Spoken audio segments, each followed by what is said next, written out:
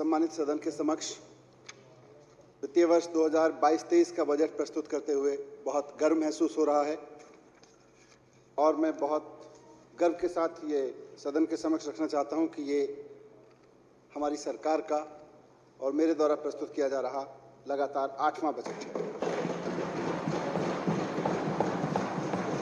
माननीय मुख्यमंत्री अरविंद केजरीवाल जी के नेतृत्व और मार्गदर्शन में तैयार किए गए और इस सदन द्वारा पास किए गए पिछले 7 बजट्स की बदौलत आज दिल्ली में शिक्षा स्वास्थ्य के क्षेत्र में ऐसे ऐतिहासिक काम हुए हैं जिनसे आज देश के कई राज्यों की सरकारें प्रेरणा ले रही हैं। स्कूल बने हैं, नए विश्वविद्यालय बने हैं, अस्पताल बने हैं, मोहल्ला क्लिनिक बने हैं। दिल्ली की जनता को 24 घंटे बिजली मिल रही है और करीब 75% घरों में बिजली के बिल जीरो आ रहे हैं। दिल्ली मेट्रो और बसेस का खूब विस्तार हुआ है। सड़कों और मेट्रो लाइन का नेटवर्क बढ़ा है। दिल्ली की गली गली में सीसीटीवी कैमरे लगाकर अपराध रोकने में और महिला सुरक्षा की दिशा में अभूतपूर्व कदम उठाए गए हैं। युवाओं के लिए फ्री वाईफाई नेटवर्क उपलब्ध हुआ है। अंतर्राष्ट्रीय स्तर की खेल सुविधाएं यहां से पिछले 7 जो बजट पास हुए उनसे डेवलप हुई हैं। सरकारी सेवाओं की डोर स्टेप डिलीवरी जैसी अभूतपूर्व सुविधा की शुरुआत यहां से हुई, जिसमें लोग सरकारी दफ्तर के चक्कर नहीं काटते। सरकारी दफ्तर का कर्मचारी लोगों के चक्कर काटता है। यह अद्भुत शुरुआत दिल्ली में हुई। सरकारी दफ्तर में जिस काम के लिए आम आदमी को धक्के खाने पड़ते थे, कोई दलाल ढूंढना पड़ता था और उसको रिश्वत दे के काम करवाना पड़ता था, आज वो काम सिर्फ एक फोन करने पे घर बैठे हो रहा है। ये करिश्मा भी दिल्ली वासियों ने पिछले 7 साल में दिल्ली में देखा है।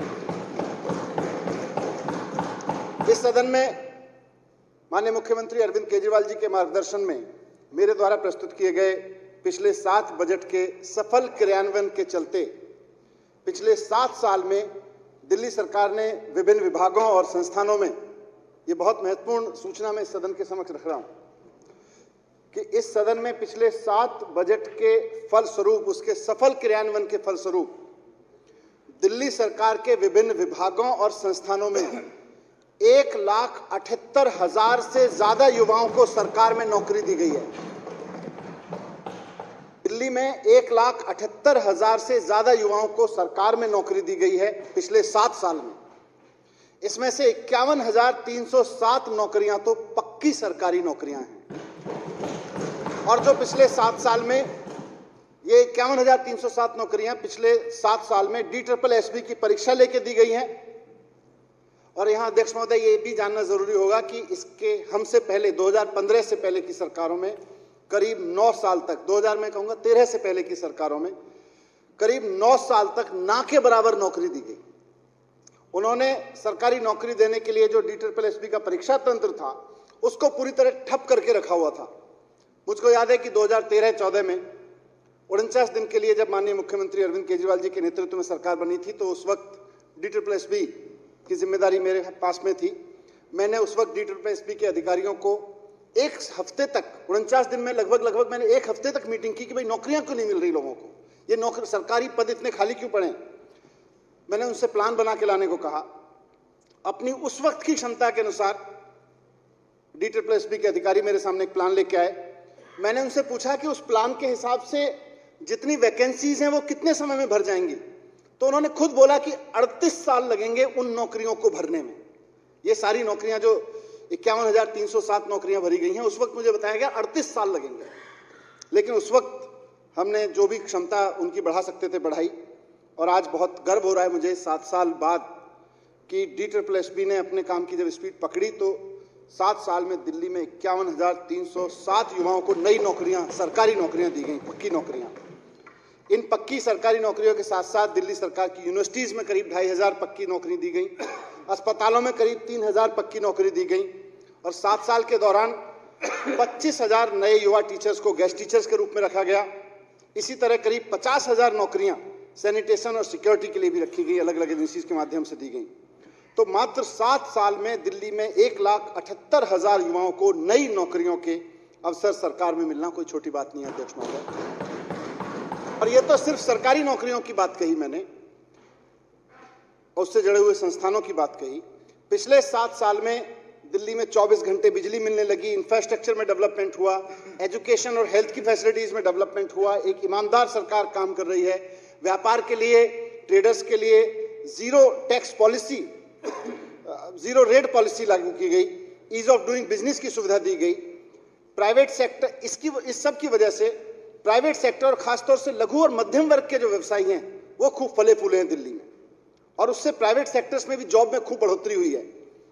इसका एक नतीजा हमें देखने को मिला कि दिल्ली रोजगार पोर्टल जो माननीय मुख्यमंत्री जी के आदेश पर शुरू हुआ कोविड के ठीक बाद, उसमें प्राइवेट सेक्टर में 10 लाख नौकरियां तो केवल कोविड के बाद के समय में हमको देखने को मिली।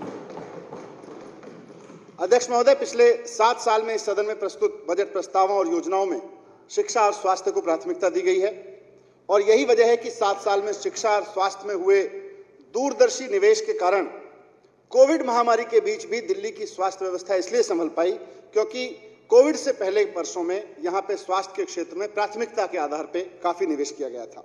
अस्पतालों में डॉक्टर्स, नर्सेज, सपोर्ट स्टाफ, नए बेड्स, वेंटिलेटर और बाकी उपकरण की कमी इसलिए नहीं हुई, या हुई तो बहुत कम कमी रही, क्योंकि कोविड के पहले के 5 साल में इस सदन में जो बजट प्रस्तुत किए गए उन सब में स्वास्थ्य के क्षेत्र पे बहुत समझदारी से और प्राथमिकता के आधार पर निवेश किया गया। अध्यक्ष महोदय, कोविड की महामारी से तो हम निपट लिए, लेकिन हम सब वाकिफ हैं कि पूरे देश में भी और दिल्ली में भी बड़ी संख्या में लोगों के रोजगार और व्यापार को कोविड में बहुत नुकसान हुआ।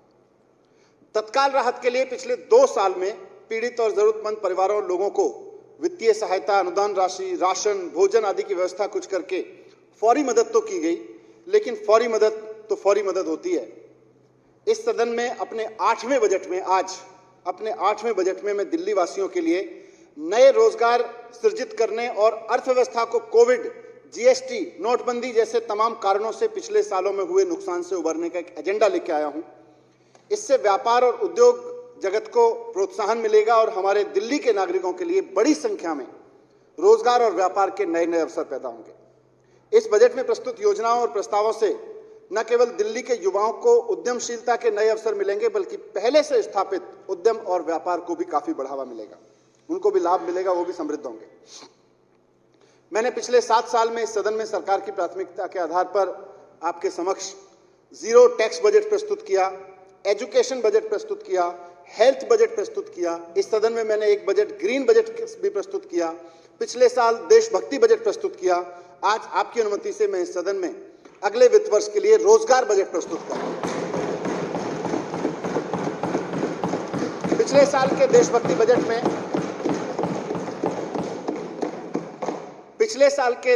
बजट में आजादी के 75वें वर्ष में इस सदन के समक्ष दिल्ली सरकार की ओर से संकल्प प्रस्तुत किया गया था कि हमें दिल्ली की अर्थव्यवस्था को बहुत समझदारी से, बहुत दूरदर्शिता से उस तरफ लेके जाना है कि भारत जब आजादी की 100वीं वर्षगांठ मना रहा हो 2047 में, तो भारत की राजधानी के लोगों की पर कैपिटा इनकम 2047 की, उस वक्त की सिंगापुर की पर कैपिटा इनकम के बराबर होनी चाहिए। ये हमने आजादी के 75वें साल में यहां सपना देखा। इस मुश्किल लेकिन संभव लक्ष्य को हासिल करने के लिए कुछ योजनाएं तो मैंने पिछले बजट में लाया था। 2047 तक दिल्ली वालों की आय को सिंगापुर के वालों की उस वक्त की आय के बराबर ले जाने के लिए सबसे महत्वपूर्ण कदम है कि हमारे अधिक से अधिक दिल्ली वासियों के पास एक सम्मानजनक रोजगार होना चाहिए, उनके पास एक जॉब होना चाहिए। इसलिए इस बजट में और 2047 को देखे गए सपने को पूरा करने के पहले कदम के रूप में मैं इस सदन के समक्ष रोजगार बजट आज प्रस्तुत कर रहा हूं। इसका नाम है रोजगार बजट। इसमें प्रस्तुत योजनाओं के माध्यम से हम न सिर्फ दिल्ली के बाजारों की और व्यापार की रौनक और उसकी गरिमा को लौटा लाएंगे, 21वीं सदी के वर्तमान और भावी व्यापार को भी हम दिल्ली में प्रोत्साहित देंगे।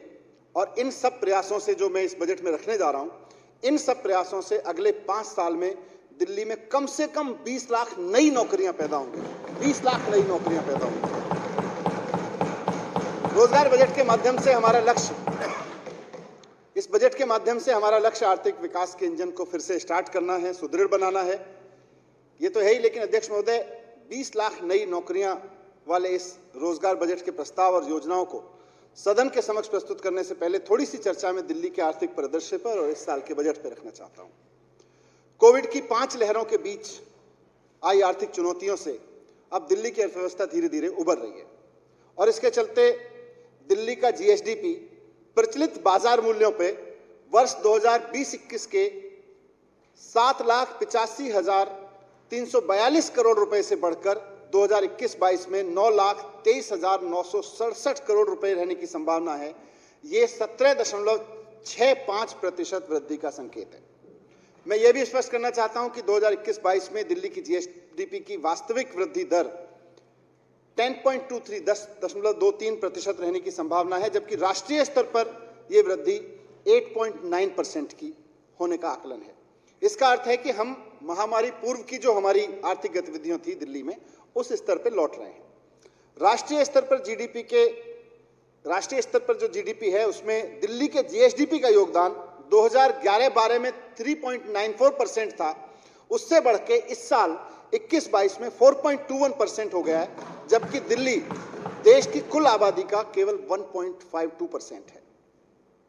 अध्यक्ष महोदय, मैं बताना चाहूंगा कि दिल्ली की अर्थव्यवस्था में मेन योगदान सेवा क्षेत्र का है और प्रचलित बाजार मूल्यों पर सकल राज्य मूल्य वर्धन में इसका योगदान 83.94% है दिल्ली में सर्विस सेक्टर का, जबकि सेकेंडरी सेक्टर का योगदान 13.78% और प्राथमिक क्षेत्र का योगदान 2.28% है। 2021-22 में प्रचलित मूल्यों पर दिल्ली की प्रति व्यक्ति आय 4,01,982 रुपए होने की संभावना है। 2020-21 में यह 3,44,136 रुपए थी। 2021-22 में दिल्ली की प्रति व्यक्ति आय में 16.81% की बढ़ोतरी होने वाली है। वर्ष 21-22 के लिए दिल्ली की पर कैपिटा इनकम राष्ट्रीय औसत 1,49,848 रुपए से 2.7 टाइम्स ज्यादा है। 2020-21 के दौरान दिल्ली के जीएसडीपी में प्रचलित मूल्यों में 1.09% और वास्तविक मूल्यों पर 3.86% का संकुचन, उसका श्रिंक होना कोविड-19 महामारी और इसके नियंत्रण के लिए किए गए प्रतिबद्ध उपायों को असर दर्शाते हैं। हालांकि अग्रिम अनुमानों का संकेत है कि दिल्ली की अर्थव्यवस्था में 21-22 में प्रचलित मूल्यों पर 17.65% और स्थिर मूल्यों पर 10.23% की बढ़ोतरी होगी। अब मैं इस साल के लिए, करंट ईयर के लिए संशोधित अनुमान सदन के समक्ष रख रहा हूं। 2021-22 के लिए पूरा जो हमने बजट रखा था 69,000 करोड़ रुपए के अनुमोदित बजट की अनुमान की तुलना में संशोधित अनुमान में मैं 67,000 करोड़ रुपए का बजट प्रस्तुत कर रहा हूं। 67,000 करोड़ का प्रस्तावित संशोधित अनुमान 2020-21 में 52,468 करोड़ रुपए के वास्तविक व्यय से 27.70% अधिक है। संशोधित अनुमान राशि 67,000 करोड़ रुपए में राजस्व व्यय के लिए 50,862 करोड़ रुपए और पूंजीगत व्यय के लिए 16,138 करोड़ रुपए शामिल हैं।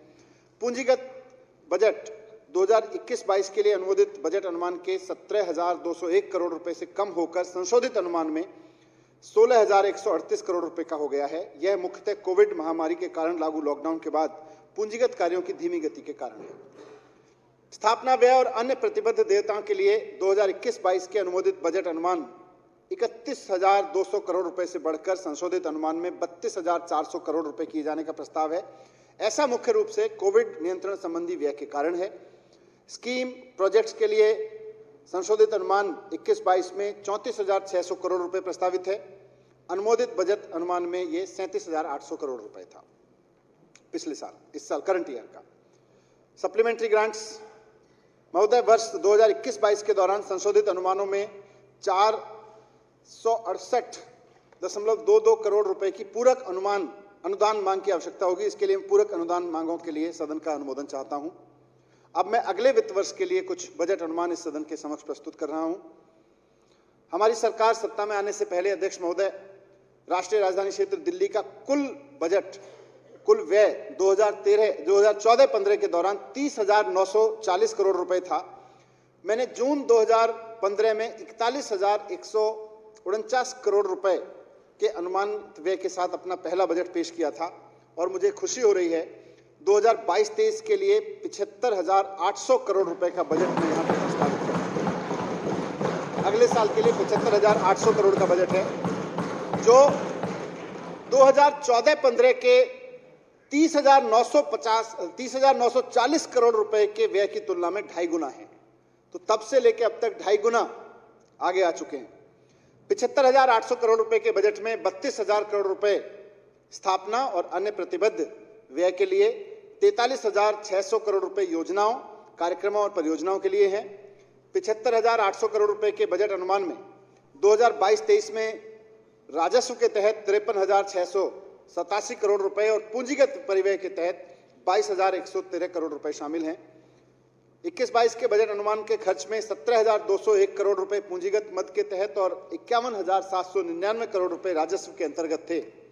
21-22 की तुलना में 22-23 में पूंजीगत बजट में 29% की वृद्धि हुई है, जबकि राजस्व व्यय में केवल 4% की वृद्धि हुई है। इससे समझ में आता है कि सरकार चलाने का और सरकार के काम के खर्चे में जो हमारी रेशो है वो बहुत अच्छी चल रही है।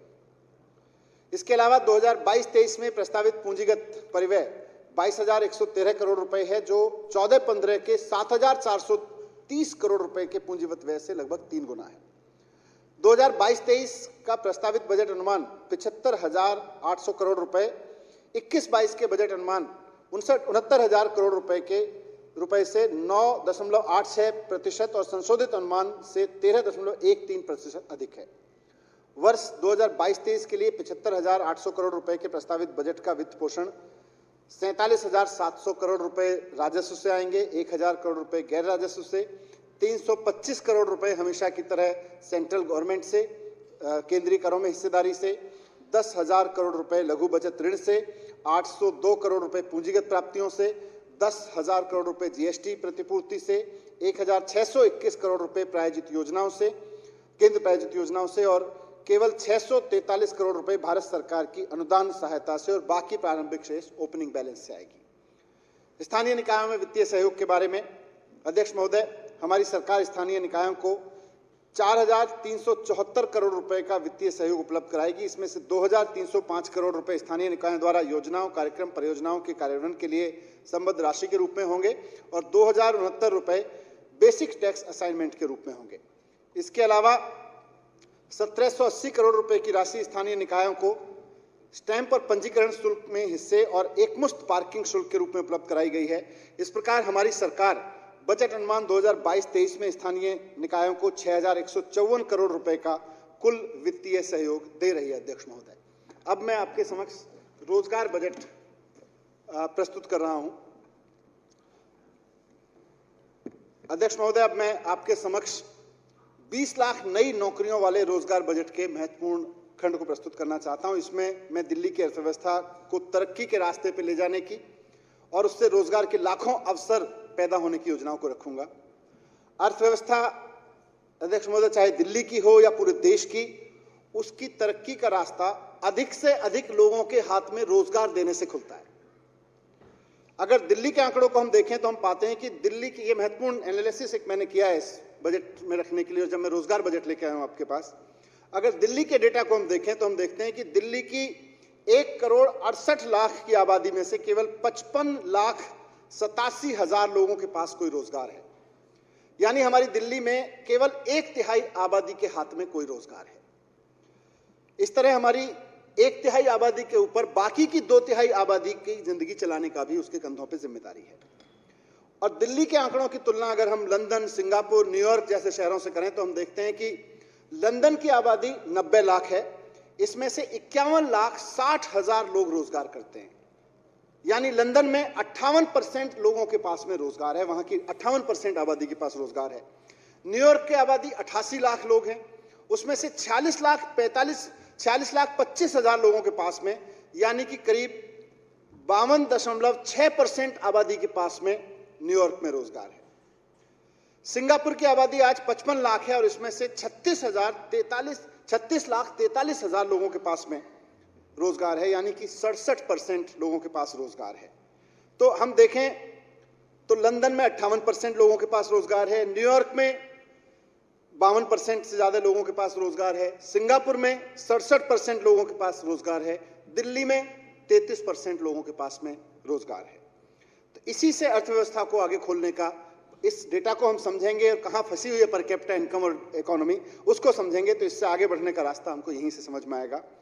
माननीय मुख्यमंत्री जी के नेतृत्व में हम दिल्ली की वर्किंग पॉपुलेशन का वर्तमान में, जो हमारी वर्किंग पॉपुलेशन 33% है वर्तमान में, इससे बढ़ा के अगले 5 साल में हमारा टारगेट है कि ये 45% तक चली जाए। हम कोई ड्रीम नहीं रख रहे कि अचानक ये 67% हो जाएगी, 68% हो जाएगी, धीरे धीरे होगी। तो मैं जो योजना इस बजट में लेके आया हूं, उससे हमारी पूरी योजना यह है कि अगले 5 साल में ये वर्किंग पॉपुलेशन 33% से बढ़ के 47% हो जाए, 45% हो जाए। यानी दिल्ली के कुल जो 1,68,00,000 लोग की आबादी है और इसमें से अभी 56 लाख लोग करीब अभी रोजगार करते हैं। हमारा मकसद है कि ये 56 लाख लोग जो रोजगार करते हैं उनकी संख्या 76 लाख हो जाए। इसलिए हमने 5 साल में 20 लाख नए जॉब क्रिएट करने का लक्ष्य रखा है। हम जानते हैं अध्यक्ष महोदय, ये लक्ष्य कठिन है, लेकिन केजरीवाल मॉडल ऑफ गवर्नेंस में मुश्किल नहीं है, नामुमकिन नहीं है। कठिन है लेकिन नामुमकिन नहीं है। हमारी सरकार ने जॉब क्रिएट करने के लिए प्रमुखता से निम्नलिखित क्षेत्रों को चुना है: रिटेल सेक्टर, फूड और beverages, logistic and supply chain, travel tourism, entertainment, construction, real estate और ग्रीन एनर्जी। ये सारे सेक्टर्स में नौकरियां पैदा करने का एक ही तरीका है कि दिल्ली के लोगों के जीवन स्तर में बाजार में मांग पैदा करना, यानी बाजार में नई डिमांड पैदा करना। और डिमांड बढ़ाने के लिए हमको दिल्ली नहीं, थोड़ा सा, क्योंकि जब डिमांड की बात करेंगे तो पूरे देश की अर्थव्यवस्था के कैरेक्टर को समझना पड़ेगा। भारत की, हमारे देश की जो अर्थव्यवस्था है वो अंतर्मुखी है, यानी कि अपनी खपत पे चलने वाली है। हमारी आबादी जो खपत करने वाली आबादी है वही हमारी ताकत है। भारत की जीडीपी का 60% हिस्सा आम लोगों की खपत पे आधारित है। और इसे और आम भाषा में समझें तो देश की अर्थव्यवस्था का 60% आम लोगों की कमाई से, उनके खर्चों से चलता है, उनकी खरीदारी यानी खपत से चलता है। अर्थव्यवस्था को आगे बढ़ाने का ऐसे में एक ही तरीका है: खपत, खपत, खपत।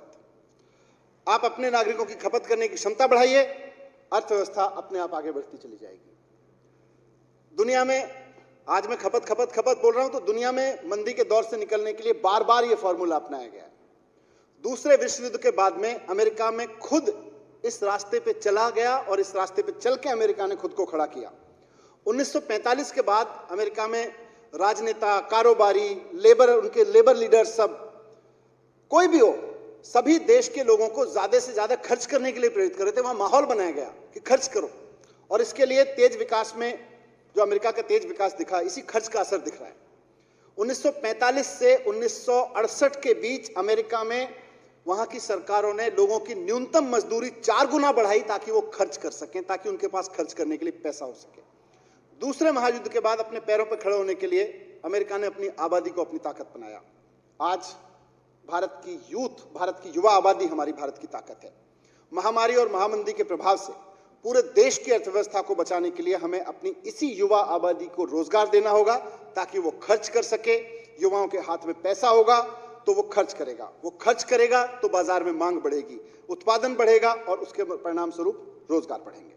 हमें केवल और केवल रोजगार बचा सकते हैं और बहुत सारे रोजगार हमें लाने पड़ेंगे, ढेर सारे रोजगार हमको लाने पड़ेंगे, तभी हम अपनी अर्थव्यवस्था को आगे बढ़ा सकते हैं। रोजगार विकास और समानता की गारंटी है। खपत के पहियों को आगे बढ़ाने के लिए केवल रोजगार चाहिए। एक प्यू रिसर्च फाउंडेशन है। प्यू रिसर्च फाउंडेशन की रिपोर्ट बताती है कि भारत में कोविड की लहर में ही 7.5 करोड़ लोग न्यू पुअर, यानी कि नए निर्धन की कैटेगरी में आ गए, नए गरीबों की कैटेगरी में आ गए। रिसर्च बताती है कि 2030 तक भारत में 9 करोड़ जॉब्स की जरूरत होगी। दिल्ली में आज हम इसकी एक आधारशिला रख रहे हैं। दिल्ली में अगले 5 साल में हम कम से कम 20 लाख नए रोजगार पैदा करने की दिशा में कदम उठा रहे हैं और मैं इस बजट में कई योजनाएं प्रस्तावित कर रहा हूं जिनका लक्ष्य मेरे द्वारा अभी तक बयान की गई अपेक्षाओं को पूरा करना है। और इसमें से कुछ योजनाएं जिनको मैं पहले संक्षेप में बताऊंगा, फिर थोड़ा सा डिटेल में रखूंगा, कि दिल्ली के जो फेमस दिल्ली का रिटेल मार्केट्स हैं उनके रिनोवेशन और उसमें इनोवेशन की स्कीम्स लेके आ रहे हैं। देश विदेश के ग्राहकों को दिल्ली में बुला के हम शॉपिंग के लिए प्रोत्साहित करने के लिए दिल्ली शॉपिंग फेस्टिवल करेंगे दिल्ली में। दिल्ली का होलसेल मार्केट दिल्ली की बैकबोन रहा है, तो दिल्ली के होलसेल व्यापार को अपने पुराने कैरेक्टर को बरकरार रखने के लिए एक तरफ हम रिटेल मार्केट के लिए दिल्ली शॉपिंग फेस्टिवल प्रपोज कर रहे हैं, तो दूसरी तरफ होलसेल मार्केट के कैरेक्टर को आगे बढ़ाने के लिए हम दिल्ली होलसेल शॉपिंग फेस्टिवल, ये अपनी तरह का एक नया फेस्टिवल होगा, दिल्ली होलसेल शॉपिंग फेस्टिवल करेंगे। दिल्ली के छोटे छोटे और स्थानीय बाजारों में जो दुकानदार हैं उनको ग्राहकों से जोड़ने के लिए दिल्ली बाजार पोर्टल शुरू करेंगे ताकि उनको सीधे ग्राहक मिले। गांधीनगर स्थित एशिया का जो सबसे बड़ा वस्त्र व्यापार केंद्र है उसको दिल्ली गारमेंट हब के रूप में डेवलप करेंगे। नई स्टार्टअप पॉलिसी लेके आ रही है सरकार, और नई स्टार्टअप पॉलिसी के तहत नौकरी मांगने के लिए खड़ी युवा आबादी को नौकरी देने वाली युवा आबादी में बदलना है। दिल्ली के नॉन कन्फर्मिंग इंडस्ट्रियल एरियाज का पुनर्निर्माण करना है, उनका रीडेवलपमेंट करना है। दिल्ली में खूब सारे लोकप्रिय फूड हब्स हैं, उनका पुनर्विकास करना है। दिल्ली में क्लाउड किचन एक नया मार्केट है, क्लाउड किचन को स्थापित करना है, उनको नियमित करना है। दिल्ली में नया एक इलेक्ट्रॉनिक सिटी बनाएंगे, उसकी स्थापना करनी है। दिल्ली में E vehicle, solar energy, urban farming जैसी योजनाओं के प्रमोशन से ग्रीन टेक्नोलॉजी के लिए ग्रीन जॉब्स क्रिएट करेंगे। दिल्ली फिल्म पॉलिसी के जरिए टूरिज्म और आर्ट एंड कल्चर से जुड़े हुए रोजगार और व्यवसाय के नए अवसर स्थापित करेंगे ताकि, और दिल्ली में अंतर्राष्ट्रीय फिल्म उत्सव का भी आयोजन करेंगे। दिल्ली में दिल्ली सरकार और इसके डिफरेंट डिपार्टमेंट्स और इसके द्वारा जितने भी उपक्रम हैं, इनसे कराए जा रहे विभिन्न कार्यों के आउटकम में एम्प्लॉयमेंट ऑडिट की एक परंपरा शुरू करेंगे। दिल्ली में रोजगार ढूंढने वाले और रोजगार देने वालों को एक प्लेटफॉर्म पर लाने के लिए, और दिल्ली सरकार द्वारा जो पहले रोजगार पोर्टल शुरू किया गया, रोजगार पोर्टल 1.0, उसको प्रोफेशनल तरीके से और आर्टिफिशियल इंटेलिजेंस से लगा के रोजगार बाजार 2.0 के रूप में पेश करेंगे। और स्कूल लेवल पे, एजुकेशन के लेवल पर ही एंटरप्रेन्योरशिप माइंडसेट डेवलप करके।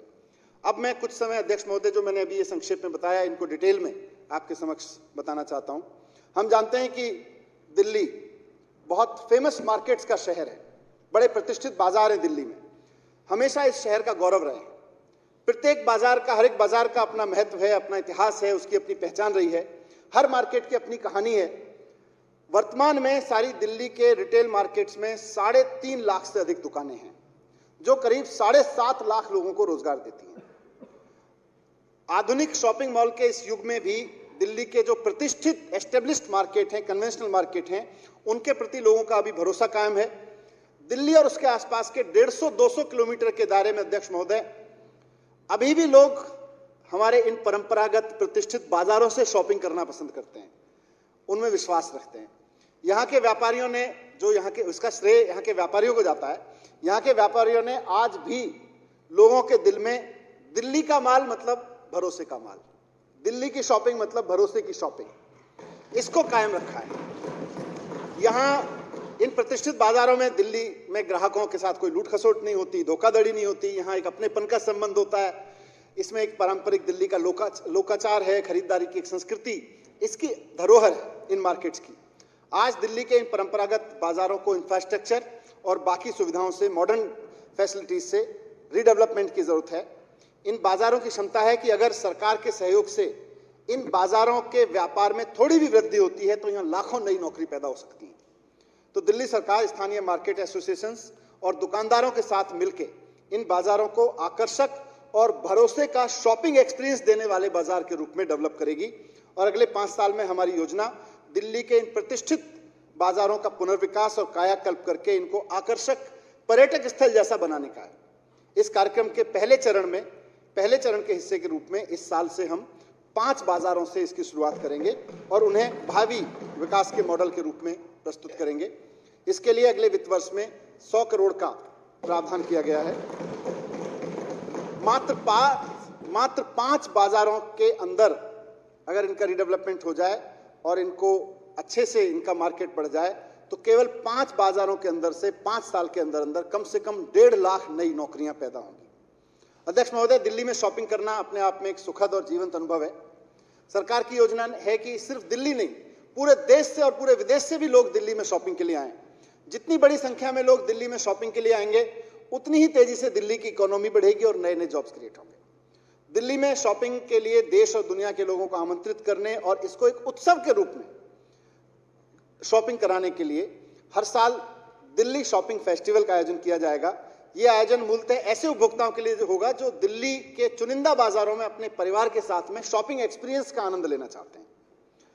दिल्ली के अलग अलग प्रतिष्ठित बाजारों के साथ मिलके ये जो प्लान है दिल्ली शॉपिंग फेस्टिवल का, 4 से 6 हफ्ते का शॉपिंग फेस्टिवल होगा और फेस्टिवल के दौरान खरीदारों को तरह तरह के आकर्षक डिस्काउंट मार्केट की तरफ से दिए जाएंगे। इस फेस्टिवल के 3 मुख्य आकर्षण होंगे: शॉपिंग, एंटरटेनमेंट और खान पान। हमारी सरकार दुकानदारों को, जो इस शॉपिंग फेस्टिवल में शामिल मार्केट्स और दुकानदार होंगे, रेस्तरां के मालिक होंगे, बिजनेसमैन होंगे, उनको SGST रिफंड देके उनको डिस्काउंट ऑफर देने के लिए लोगों को प्रेरणा देगी। क्योंकि हमारा मकसद टैक्स कलेक्शन नहीं है, हमारा मकसद है जॉब क्रिएशन। जॉब क्रिएट तब होगा जब बिजनेस आगे बढ़ेगा। इससे घरेलू और विदेशी पर्यटकों की संख्या में करीब 4 लाख की वृद्धि होगी, जिससे होटल, रेस्टोरेंट्स और पर्यटन और अन्य व्यवसायों में व्यापक लाभ होगा और कुल मिला के इन क्षेत्रों में नियोजित 12 लाख लोगों के जीवन पे पॉजिटिव असर पड़ेगा और उम्मीद है कि इससे व्यापार में कम से कम 25% का व्यापार बढ़ेगा। दिल्ली शॉपिंग फेस्टिवल की तर्ज पे, अध्यक्ष महोदय, दिल्ली के बाजारों के व्यापार को बढ़ाने के लिए एक और फेस्टिवल हम इस बजट में लेके आए हैं, Delhi wholesale shopping festival. Delhi shopping festival में जहां हम उपभोक्ताओं के नजरिए से सारी योजनाएं बनाएंगे, वहीं दिल्ली होलसेल शॉपिंग फेस्टिवल में दिल्ली के प्रमुख होलसेल बाजारों के साथ मिलकर दिल्ली, NCR और उसके पूरे देश के लोगों के लिए एक नया होलसेल शॉपिंग एक्सपीरियंस क्रिएट करेंगे। और वो लोग पहले से भी दिल्ली में होलसेल के लिए आते हैं। हम जानते हैं कि दिल्ली उत्तर भारत में होलसेल का एक बड़ा ट्रेडिंग सेंटर रहा है। आज भी दिल्ली में हो रहे बाजार का, आज भी दिल्ली के पूरे व्यापार का 60% होलसेल से आता है, पूरे बाजार का। ये दिल्ली के होलसेल व्यापारियों का भरोसा है, उनके द्वारा स्थापित भरोसा है, जिसे हमारी सरकार आधिकारिक रूप से आगे बढ़ाएगी और दिल्ली के होलसेल मार्केट को एक नई पहचान देगी। दिल्ली सरकार इस फेस्टिवल के लिए दिल्ली के होलसेल व्यापारियों के साथ मिलकर इसका आयोजन तो करेगी, साथ में होलसेल के जो कस्टमर्स पूरे देश से आएंगे, जो परचेजर्स आएंगे, उनके लिए छूट की आकर्षक योजना तैयार करने में भी मदद करेगी। अध्यक्ष महोदय, आज लोग दुनिया भर में चीन के माल की तरफ आकर्षित हो रहे हैं। उसका एक बड़ा कारण है कि वहां की सरकार होलसेल शॉपिंग को खूब प्रमोट करती है। चीन के जियांग में युवा शहर में होने वाला होलसेल शॉपिंग फेस्टिवल दुनिया के लोगों को वहां खींच के ले जाता है। वहां तरह तरह के लोगों को ऑफर्स दिए जाते हैं और बड़ा गेम चेंजर है चीन की इकोनॉमी को आगे बढ़ाने में। और जब इन होलसेल की परचेज करने वालों के सामने बात दिल्ली के सामान की आएगी तो हमको पूरा यकीन है कि चीन के सामान के भरोसे के आगे दिल्ली के सामान के प्रति भरोसा सैकड़ों गुना ज्यादा होगा। और जब दिल्ली का सामान देश के होलसेल बाजार में अपनी जगह बनाएगा तो नौकरियों के कितने अवसर पैदा होंगे, इसकी हम कल्पना नहीं कर सकते। दिल्ली शॉपिंग फेस्टिवल और दिल्ली होलसेल शॉपिंग फेस्टिवल के लिए मैं इस बजट में 250 करोड़ रुपए का प्रस्ताव रखता हूं। दिल्ली में दुकानदारों के व्यापार को आगे बढ़ाने और रिटेल मार्केट को बूस्ट देने के लिए सरकार एक और योजना लेके आ रही है, दिल्ली बाजार। ये माननीय मुख्यमंत्री की एक बहुत विशेष योजना है, इन्होंने उसको कॉन्सेप्टलाइज किया है। हम सब जानते हैं कि हमारे रिटेल व्यापारियों को ऑनलाइन शॉपिंग में कड़ा कंपटीशन है। इसे देखते हुए हमने स्थानीय बाजारों के लिए दिल्ली बाजार नाम से एक पोर्टल मंच तैयार करा रहे हैं, जिसपे शॉपर्स वहां आएंगे और ऑनलाइन सेलर्स भी वहां आएंगे, शॉपर भी वहां के देख सकेंगे, ऑनलाइन बिक्री, ऑनलाइन परचेजिंग करेंगे। ये गो लोकल होगा, लोकल लेवल के लोग अपने आसपास की दुकान से ऑनलाइन परचेजिंग कर सकेंगे। तो गो लोकल को प्रोत्साहित करते हुए हम ये स्थापित करेंगे। इसमें 24 घंटे 7 दिन ये एक वर्चुअल स्टोर के रूप में काम करेगा लोगों को। ये व्यवस्था हमारे स्थानीय व्यापारियों के लिए जीरो सेटअप कॉस्ट, इसमें व्यापारी को कुछ नहीं देना पड़ेगा, दुकानदार को कुछ नहीं देना पड़ेगा, शून्य खर्च पे की जाएगी। दिल्ली बाजार का एक और आकर्षण ये होगा कि दुनिया के किसी भी कोने में बैठा हुआ ग्राहक दिल्ली के जो प्रसिद्ध आइकॉनिक मार्केट्स हैं, जैसे चांदनी चौक है, सरोजिनी नगर है, करोल बाग है, इनका पूरा वर्चुअल टूर कर सकेगा और वहां से वर्चुअल टूर करते करते किसी दुकान में जाके वहां से शॉपिंग कर सकेगा। ये इसका एक बड़ा आकर्षण रहेगा। इसके जरिए हमारे स्थानीय व्यापारी को अपने टारगेट कस्टमर तक पहुंचने में काफी मदद मिलेगी। और मैं इस योजना के लिए 20 करोड़ रुपए का प्रस्ताव करता हूं, जिसमें दिल्ली के 10 लाख रिटेल शॉपकीपर्स को फायदा पहुंचने की उम्मीद है। अध्यक्ष जी, अपने इस प्रयास से केवल रिटेल सेक्टर में हम अगले 5 साल में रोजगार के 3 लाख नए अवसर देख रहे हैं और अगले 1 साल में केवल अगले ही फाइनेंशियल ईयर में 1,20,000 अवसर हम इसमें जॉब्स के देख रहे हैं। दिल्ली के बाजार, अध्यक्ष महोदय, सिर्फ हमारी अर्थव्यवस्था की रीढ़ नहीं है, बल्कि हमारे मान सम्मान की वजह भी बनते हैं। दिल्ली का एक ऐसा मार्केट है गांधीनगर का रेडीमेड गारमेंट और टेक्सटाइल बाजार। इसके बारे में हम भी बचपन से कहते रहे हैं और हर एक दिल्ली का आदमी हमेशा गर्व के साथ कहता है कि एशिया का सबसे बड़ा रेडीमेड गारमेंट, अनिल जी सब कहते रहे हैं कि एशिया का सबसे बड़ा रेडीमेड गारमेंट हमारे गांधीनगर में है। ये हर दिल्ली वाला गर्व के साथ सबको बताता रहा है। इस बाजार का डेली का जो टर्नओवर है, डेली का टर्नओवर 100 करोड़ रुपए से ज्यादा का है। इसमें रोजगार के 1 लाख प्रत्यक्ष और 2 से 3 लाख अप्रत्यक्ष रोजगार के अवसर पैदा होते हैं। सरकार की योजना है कि रेडीमेड गारमेंट्स टेक्सटाइल के क्षेत्र में दिल्ली की आन बान शान गांधीनगर के इस मार्केट को ग्रेट गारमेंट हब के रूप में विकसित करें और यहां से तैयार गारमेंट्स को लोग इस्तेमाल के लिए जब करें तो बड़ी शान के साथ कह सकें कि दिस इज रेडीमेड इन दिल्ली। इसके लिए कानूनी मान्यता, इंफ्रास्ट्रक्चर, रीडेवलपमेंट, नए सर्विस सेंटर्स का निर्माण, गांधीनगर की पूरी रीब्रांडिंग, मार्केटिंग, रीपोजिशनिंग, इसकी जरूरत पड़ेगी। इसके लिए हमने पूरा कार्यक्रम बनाया है। इस कार्यक्रम में अगले 5 साल में रोजगार के 40,000 नए अवसर पैदा हम होते हुए देख रहे हैं। अध्यक्ष महोदय, मैंने अर्थव्यवस्था के राष्ट्रीय परिदृश्य के पर एक अभी थोड़ी देर पहले सदन के समक्ष रखा था कि 2030 तक हमारे देश में 9 करोड़ नई नौकरियों की जरूरत पड़ेगी। इसमें सबसे बड़ी चुनौती है कि इतने आने वाले समय में वो नौकरी आएंगी कहां से? ये 9 करोड़ रोजगार देगा कौन, पैदा कौन करेगा? पूरे देश के बारे में मैं नहीं कह सकता, लेकिन दिल्ली में हमने इसकी एक अनोखी शुरुआत की है कि हम स्कूल के लेवल से ही अपने बच्चों को नौकरी मांगने वाला नहीं, नौकरी पैदा करने वाला बनाते हैं। हमने पिछले साल दिल्ली के स्कूलों में बिजनेस ब्लास्टर नाम से एक प्रोग्राम शुरू किया, जिसका मकसद था 11वीं और 12वीं क्लास में पढ़ने वाले बच्चे को अपने बिजनेस आइडियाज पे सफलतापूर्वक काम करके दिखाने की हमने चुनौती दी। 3 लाख से अधिक बच्चों ने 51,000 बिजनेस आइडियाज पे काम किया और आज उनमें से कई हजार बिजनेस आइडियाज ऐसे हैं जिन पर हमारे बच्चे 11वीं 12वीं में पढ़ने वाले बच्चे लगातार काम कर रहे हैं, पैसा कमा रहे हैं और दूसरे लोगों को भी पैसा कमाने का अवसर दे रहे हैं। अगले फाइनेंशियल ईयर से बिजनेस ब्लास्टर प्रोग्राम को दिल्ली के सरकारी स्कूलों के साथ साथ दिल्ली के प्राइवेट स्कूलों पर भी हम लागू करेंगे, क्योंकि ताकि सरकारी और प्राइवेट दोनों जगह पढ़ने वाले हमारे बच्चे नौकरी मांगने वाले नहीं, नौकरी देने वाले बने, उसकी मानसिकता के साथ अपनी पढ़ाई करें। और मुझे पूरा यकीन है कि आने वाले वर्षों में दिल्ली के सरकारी और प्राइवेट स्कूलों में पढ़ रहे हमारे यही बच्चे जब यूथ बन के देश में खड़े होंगे तो यही 9 करोड़ जॉब यही लोग क्रिएट करेंगे। अध्यक्ष महोदय, जब हम कहते हैं कि हमारे बच्चे नौकरी मांगने वाला नहीं, देने वाले बने, तो मैं एक चीज और स्पष्ट कर देना चाहता हूं कि हम उनको उस तरह का स्वरोजगारी नहीं बना रहे जिस तरह के स्वरोजगारी हमारे मुल्क में पिछले कुछ दशकों में खड़े किए गए हैं। मशहूर आर्थिक पत्रकार अंशुमन तिवारी और आनंद सेन गुप्ता ने अपनी एक किताब में उल्टी गिनती नाम की किताब लिखी है। उन्होंने उसमें लिखा है कि स्वरोजगारी भारत का सबसे अंधेरा कोना है। दिल्ली सरकार स्वरोजगार की इस हकीकत से वाकिफ है। मैं सदन को भी अवगत कराना चाहता हूं इसके कुछ फैक्ट्स कि भारत के कामगारों में हर दूसरा आदमी सेल्फ एम्प्लॉयड है। इसका मतलब है कि भारत में जितने भी लोग कुछ काम कर रहे हैं उनमें से आधे लोग कोई नौकरी करते हैं और आधे लोग सेल्फ एम्प्लॉयड हैं। और ये जो हमारे सेल्फ एम्प्लॉयड है ना अध्यक्ष महोदय, मतलब 50% वर्किंग पॉपुलेशन हमारी सेल्फ एम्प्लॉयड है और इस 50% का 60% खेती में लगा हुआ है। बाकी 40% लोग स्वरोजगारी हैं और ये जो लोग काम कर रहे हैं वो कोई दुकान चला रहे हैं, वर्कशॉप चला रहे हैं, कोई सर्विस दे रहे हैं, रेहड़ी लगा रहे हैं, रिपेयरिंग कर रहे हैं, दुकानदारी, कारपेंटर कर रहे हैं, लोहार हैं, इलेक्ट्रिशियन हैं, पेंटर सैलून जैसा काम कर रहे हैं। एक डेटा यह है कि ये देश के इन तमाम स्वरोजगारियों में केवल 4% स्वरोजगारी ऐसे हैं जो दूसरे लोगों को रोजगार देते हैं। बाकी सब बामुश्किल अपनी फैमिली चला पा रहे हैं या उनकी फैमिली के लोग बिना पेमेंट के उनके साथ काम कर रहे हैं। मैं ये नहीं कह रहा हूं कि ये कोई गलत बात है, स्वरोजगार करके अपना घर चलाना अच्छी बात है, लेकिन ये पूरा समाधान नहीं है, वो समाधान नहीं है जो राष्ट्रीय स्तर पर नए नए जॉब्स के लिए हमको चाहिए। हमें राष्ट्रीय स्तर पर 9 करोड़ अगर जॉब्स क्रिएट करने हैं तो खाली ऐसे स्वरोजगारी खड़े करने से काम नहीं चलेगा जो अपने महीने में 15-16 हज़ार रुपये कमाते हों, 10,000 रुपये कमाते हों। हमें ऐसे लोग खड़े करने पड़ेंगे जो दूसरे लोगों को व्हाइट कॉलर जॉब्स भी दे सकें। हमें एंटरप्रेन्योर्स खड़े करने पड़ेंगे। इसी जरूरत को समझते हुए दिल्ली सरकार ने एंटरप्रेन्योरशिप माइंडसेट प्रोग्राम और बिजनेस ब्लास्टर शुरू किए हैं। ये इसका समाधान निकाला है और इस पाठ्यक्रम का लक्ष्य ये रखा है कि हमारे बच्चे अब नौकरी मांगने वाले नहीं बल्कि स्कूल कॉलेज से पढ़ के निकलें तो नौकरी देने वाले बन के निकलें।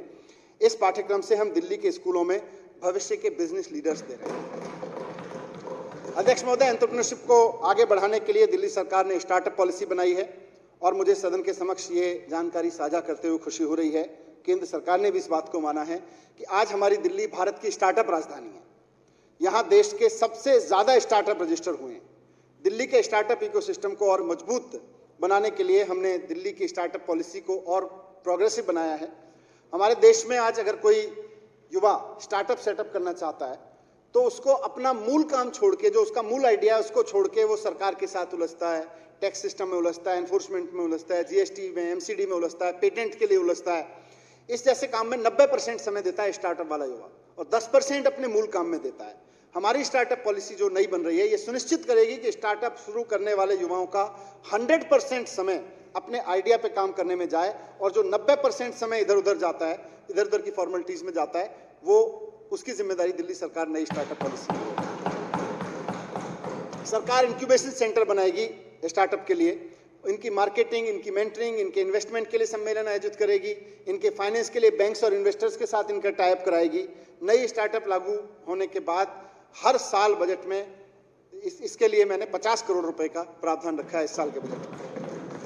अध्यक्ष महोदय, सरकार ने दिल्ली के लिए एक दिल्ली फिल्म पॉलिसी तैयार की है। ये दिल्ली में टूरिज्म को बढ़ावा देने की दिशा में एक महत्वपूर्ण वातावरण तैयार करेगी। दिल्ली की विविध संस्कृतियां, विविध लोग, विविध परिदृश्य फिल्म निर्माताओं को दिल्ली की ओर आकर्षित करते रहते हैं। एक फेवरेट शूटिंग डेस्टिनेशन दिल्ली रहा है। दिल्ली सरकार अपनी फिल्म पॉलिसी के माध्यम से इसको और बेटर बनाएगी। दिल्ली को राष्ट्रीय और अंतर्राष्ट्रीय स्तर की फिल्मों के लिए शूटिंग डेस्टिनेशन के रूप में बहुत प्रोफेशनल तरीके से खड़ा करेगी, ब्रांडिंग करेगी। इसका एक महत्वपूर्ण पहलू पूरी तरह से online single window clearance mechanism, E film clearance होगा, जो 25 से ज्यादा स्टेक होल्डर एजेंसी, जिसमें भारत सरकार की एजेंसीज भी हैं, दिल्ली सरकार की भी हैं, 25 से ज्यादा स्टेक होल्डर एजेंसीज के साथ सभी अप्रूवल प्रक्रियाओं को तेजी से ट्रैक करेगा। इस पॉलिसी की सबसे महत्वपूर्ण बात यह है कि दिल्ली में जो स्थानीय प्रतिभाएं हैं, स्किल्ड युवा हैं, उनको नौकरी के, क्योंकि जब फिल्म शूटिंग्स दिल्ली में बढ़ेंगी, एक टूरिज्म बढ़ेगा, तो दिल्ली के लोकल टैलेंट को जॉब्स के नए नए अवसर मिलेंगे। ये दिल्ली में हाईली स्किल्ड वर्कफोर्स भी हम इस पॉलिसी के तहत तैयार करेंगे, जिन्हें प्रोफेशनल्स के रूप में ट्रेंड करेंगे। और इसके लिए हमारी सरकार दिल्ली के प्रतिभाशाली युवाओं को स्कॉलरशिप भी देगी और इंटर्नशिप भी देगी। फिल्म पॉलिसी को आगे बढ़ाते हुए अध्यक्ष जी, हर साल दिल्ली में इंटरनेशनल फिल्म फेस्टिवल भी आयोजित होगा। इस फिल्म फेस्टिवल के माध्यम से दिल्ली की समृद्ध संस्कृति और विविधता को फिल्मों के माध्यम से प्रदर्शित किया जाएगा और देश भर की फिल्म बरादरी को फेस्टिवल में बुलाया जाएगा। ये फेस्टिवल टूरिस्ट को भी एक अलग अनुभव देगा, एक अच्छा अनुभव देगा। अब मैं थोड़ा सा फूड सेक्टर पे बात करूंगा। दिल्ली की एक पहचान हमारे यहाँ के उपलब्ध व्यंजन और भोजन की विविधता भी है। दिल्ली के आकर्षक व्यंजन, पराठे, चाट, छोले भटूरे, पकौड़े, गोलगप्पे, कबाब, बहुत सारे खान पान है अध्यक्ष महोदय, आप सब भी जानते हैं। ये घरेलू और देशी दोनों पर्यटक जब आते हैं तो दिल्ली में डेस्टिनेशन चुन के जाते हैं, डेस्टिनेशन के बेस पे जाते हैं। तो दिल्ली में भोजन और पेय पदार्थ के क्षेत्र में व्यापारी और कर्मचारियों को बढ़ावा देने के लिए हम 4 नीति शुरू कर रहे हैं, जिससे अगले 5 साल में रोजगार के 60,000 नए अवसर पैदा होंगे। हम दिल्ली में प्रमुख फूड हब्स की पहचान करेंगे, उनको रिडेवलप करेंगे और दिल्ली की सामाजिक और सांस्कृतिक विरासत के रूप में उनको प्रस्तुत करेंगे। इसके साथ दिल्ली सरकार दिल्ली में एक नई फूड ट्रक पॉलिसी लेके आएगी। फूड ट्रक पॉलिसी में फूड ट्रकों को शहर में अलग अलग फिक्स लोकेशंस पे रात को 8 बजे से शाम को 8 बजे से रात के 2 बजे तक फूड ट्रक्स सर्विस देंगे अपनी, उनको अनुमति दी जाएगी। इससे दिल्ली की नाइट इकोनॉमी भी आगे बढ़ेगी और रोजगार के नए नए अवसर पैदा होंगे। रेस्टोरेंट उद्योग को आगे बढ़ाने के लिए दिल्ली में इसकी बहुत मांग बढ़ती है। क्लाउड किचन की संख्या 20% हर साल बढ़ रही है। हमने इसकी पूरी स्टडी कराई तो हर साल 20% क्लाउड किचन नए आ जाते हैं दिल्ली में। वर्तमान में दिल्ली में 20,000 से ज्यादा क्लाउड किचन है और करीब 2 लाख लोगों को डायरेक्ट और 50,000 लोगों को इनडायरेक्ट रोजगार ये दे रहे हैं। क्लाउड किचन उन स्टोर्स में शामिल हैं जो नाइट टाइम इकोनॉमी को भी सपोर्ट करते हैं। रेवेन्यू जनरेशन की एक बहुत बड़ी संभावना है इसमें, इस सेक्टर में, क्योंकि इसमें काफी नौकरियां भी निकल सकती हैं साथ साथ में। तो अध्यक्ष महोदय, वृद्धि की अपार संभावनाओं को देखते हुए बजट 22-23 में इस इंडस्ट्री की क्षमता को अधिकतम करने के लिए प्लग एंड प्ले फैसिलिटीज सरकार सिस्टम देगी। प्लग एंड प्ले की सुविधाओं के साथ इन क्लाउड किचन्स को भूमि प्रदान करने और लाइसेंस और नियमों की संख्या को आसान बनाने की योजना हम लेके आए हैं। ये इंडस्ट्री अगले 5 साल के अंदर 42,000, पूरा कैलकुलेशन किया हमने, 42,000 नए रोजगार क्लाउड किचन इंडस्ट्री से निकलेंगे। अर्थव्यवस्था को आगे बढ़ाने के लिए तेजी से बढ़ रहे सेक्टर्स में निवेश करना जरूरी है अध्यक्ष महोदय। रिटेल और फूड ब्रेवरेज सेक्टर इसका उदाहरण है, और जो 25% हर साल बढ़ रहा है। इसमें हाई ग्रोथ इनकम भी लोगों को मिलती है। लेकिन रिटेल सेक्टर में दिल्ली में एक कमी दिखती है बड़े मॉल्स की। यहाँ केवल 10-12 सफलतापूर्वक चलने वाले मॉल्स हैं, और एवरेज देखें तो 20 लाख लोगों पे एक मॉल है।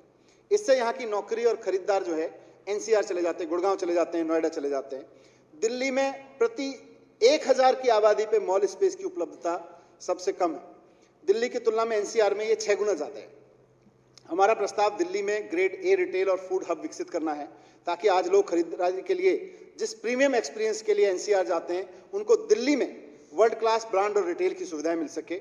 इसके तहत बस डिपो और टर्मिनल्स में जो सरकार के पास जमीन उपलब्ध है, उसका उपयोग करके वहां पे ये हब विकसित किए जाएंगे, क्योंकि ये दिल्ली के प्रमुख स्थानों तक लोग आसानी से पहुंच सकें और उपभोक्ताओं के बड़ी संख्या वाले क्षेत्र हैं। ये ग्रेड स्पेस सभी आधुनिक तकनीकों के साथ तैयार किए जाएंगे, जो दिल्ली को भारत में एक शानदार शॉपिंग और फूड हब के रूप में विकसित करेंगे। अध्यक्ष महोदय, एक और नया प्रस्ताव इलेक्ट्रॉनिक्स मैन्युफैक्चरिंग से संबंधित है।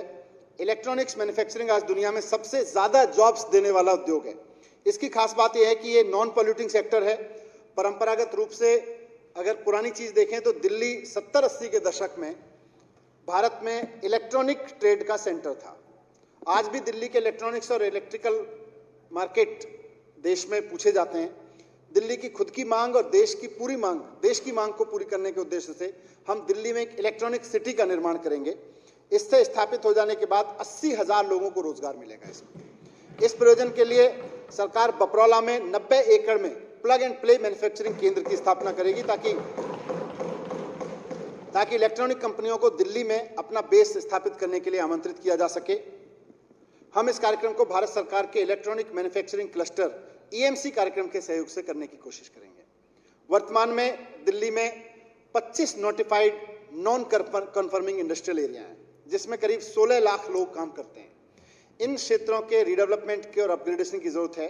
अगले 5 साल में दिल्ली सरकार नॉन कन्फर्मिंग इंडस्ट्रियल एरिया के रिडेवलपमेंट पर ध्यान केंद्र करेगी, और इसके अंतर्गत यहाँ के एरियाज को ग्रीन बनाएंगे, साफ सुथरा करेंगे, टिकाऊ बनाएंगे, व्यापार के अवसरों को विकसित करने में यहाँ की इंडस्ट्री को मदद करेंगे, यहाँ के बेसिक इंफ्रास्ट्रक्चर का विकास करेंगे, और इसमें हम डेवलपर्स की मदद भी लेंगे, ताकि लेआउट की तैयारी, approvals, sewage systems, CTP, water supply, industrial waste management, road development, ये सारी सुविधाएं वहाँ पे जुटाई जा सकें।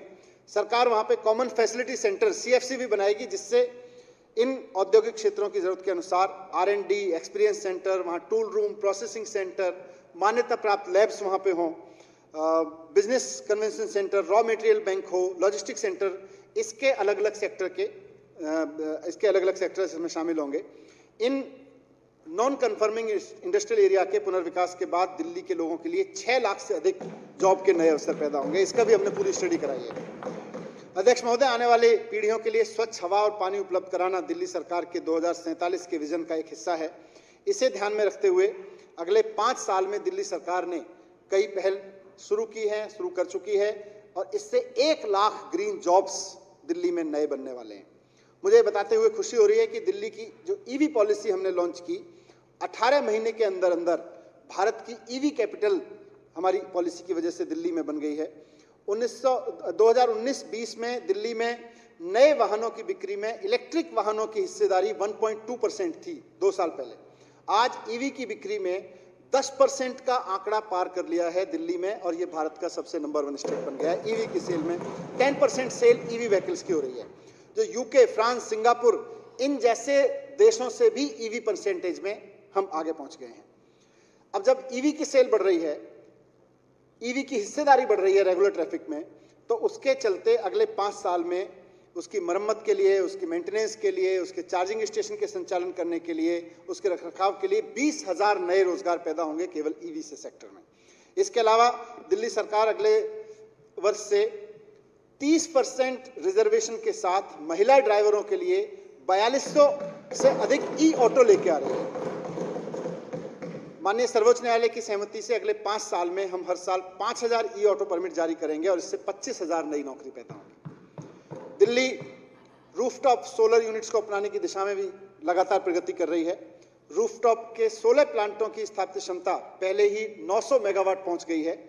दिल्ली सरकार अगले 5 साल में रूफटॉप सोलर प्लांट स्थापित करने की क्षमता को 2500 मेगावाट इसकी पीक तक पहुंचाने का लक्ष्य लेके नई सोलर पॉलिसी लेके आ रही है, जो दिल्ली की वार्षिक ऊर्जा की डिमांड में 10% हम सोलर एनर्जी से बनाएंगे। इससे क्षेत्र में नए जॉब्स पैदा होंगे, सेल्स में, कंस्ट्रक्शन में, निर्माण श्रमिकों के, इलेक्ट्रीशियन के, टेक्नीशियन, इंजीनियर, ये सोलर एनर्जी के सेक्टर में भी नए नए जॉब्स पैदा होंगे और हमने 40,000 नौकरियों की स्टडी की है जो इस सेक्टर में नई बनने वाली हैं।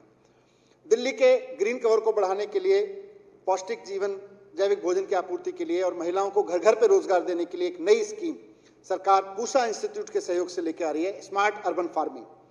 भारत में किसी भी राज्य के लिए अपनी तरह की ये पहली पहल है, जहां दिल्ली सरकार पूरे दिल्ली के मोहल्लों में वर्कशॉप आयोजित करेगी और स्मार्ट अर्बन फार्मिंग को प्रमोट करेगी। उसको जन आंदोलन बनाने के लिए सब्सिडी युक्त सामग्री देगी, प्रशिक्षित माली देगी और दिल्ली की महिलाओं को विशेष तौर पे लोग अपनी छत पे, अपनी बालकनी में, जहां भी उनके पास छोटा सा भी स्पेस है, बहुत बड़ा स्पेस नहीं चाहिए, जितने में हमारे सेक्रेटरी साहब बैठे हैं इससे भी आधे स्पेस में काम हो जाता है, सही में, जितने में एक एमएलए हमारे बैठे हैं ऑलमोस्ट उतने में एक छोटे घर के लिए अर्बन फार्मिंग का वो लग जाता है और उसको महिलाएं चलाती हैं।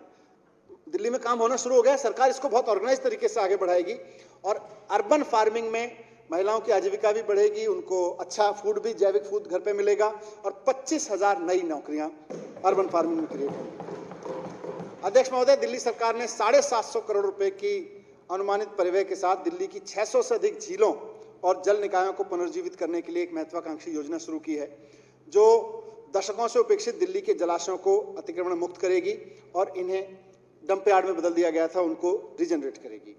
ये इस पैमाने पर इन जलाशयों के चल रहे मरम्मत कार्य, रखरखाव के लिए 6,000 से ज़्यादा ग्रीन जॉब्स पैदा करेंगे, ताकि एक बार पुनर्जीवित होने के बाद ये जलाशय खराब भी ना हो, उसकी भी स्कीम हम लेके आ रहे हैं। कोरोना की पहली लहर के बाद जब पूरे देश में, अध्यक्ष महोदय, करोड़ों लोग बेरोजगार हुए, तो दिल्ली सरकार ने नौकरी देने में नौकरी चाहने वालों को जोड़ने के लिए एक रोजगार बाजार पोर्टल शुरू किया। रोजगार बाजार 1.0 की सफलता बताती है कि इसमें 15 लाख से अधिक नौकरी चाहने वालों ने रजिस्ट्रेशन किया और 10 लाख नौकरी देने वालों ने रजिस्ट्रेशन किया, इसलिए 10 लाख इसमें नौकरी मिली। इतने कम समय में इतनी ज्यादा नौकरी दिलाने वाला है शायद किसी भी राज्य का ये सबसे सफल प्रयोग होगा। इस दिशा में एक कदम और आगे बढ़ाते हुए सरकार अगले साल रोजगार बाजार 2.0 लॉन्च कर रही है। इसमें आर्टिफिशियल इंटेलिजेंस और मोबाइल एप्लीकेशन को हम जोड़ रहे हैं। रोजगार बाजार 2.0 में हम जॉब्स की स्मार्ट मैचिंग, प्लेसमेंट की ट्रैकिंग, एम्प्लॉयर्स के वेरिफिकेशन और एक बहुत मजबूत एनालिटिक्स प्लेटफॉर्म, ये इससे लैस करेंगे इसको। इस पोर्टल के माध्यम से हमारा लक्ष्य है कि दिल्ली के युवाओं को और खास के महिलाओं को हर साल कम से कम 1 लाख नई नौकरियां मिलती रहें। इसके साथ साथ इस प्लेटफॉर्म के माध्यम से जो लोग नौकरी चाह रहे हैं उनको टेक्निकल और उनके सॉफ्ट स्किल को अपग्रेड करने के लिए अलग अलग ऑनलाइन ऑफलाइन कोर्सेज भी हम एक्सप्लोर करने में मदद करेंगे। कैरियर काउंसलिंग उनकी कराएंगे, 1-to-1 उनके सेशन कराएंगे, ताकि जब एम्प्लॉयर उनको हायर करे तो उसकी थोड़ी सी अपग्रेडेशन हो जाए। सरकारी नौकरी और सरकार द्वारा रोजगार संबंधी जो सोशल बेनिफिट्स दिए जाते हैं उनकी भी सारी वैल्यू एडेड सुविधाएं, सूचनाएं उस पर उपलब्ध होंगी। अध्यक्ष महोदय, इस रोजगार बजट का एक अहम उद्देश्य महिलाओं को रोजगार और उनका आर्थिक विकास है। वर्किंग फोर्स में महिलाओं की आबादी, महिलाओं की भारत में भागीदारी एशिया में सबसे पिछड़े देशों में से आती है, पूरे इंडिया में। जबकि भारत में पिछले 3 दशक में हमने देखा कि इकोनॉमिक ग्रोथ ठीक ठाक हुई, लेकिन यह हैरानी करने की बात है कि इस दौरान महिलाओं की वर्किंग फोर्सेस में नीचे गया। 1999 में 34% से घट के पूरे इंडिया की वर्किंग फोर्स में विमेन फोर्स जो है 99 में 34% थी, जो 2019 में 20% रह गई और जो दुनिया भर में देखे जा रहे ट्रेंड के अपोजिट चल रही है। उदाहरण के लिए बांग्लादेश में वर्किंग फोर्स में महिलाओं की भागीदारी 30% और चीन में 60% है, हमारे यहाँ इंडिया में 20% है। इसके अलावा महामारी के दौरान जो बेरोजगारी उत्पन्न हुई उसमें सबसे ज्यादा जॉब्स महिलाओं के गए हैं।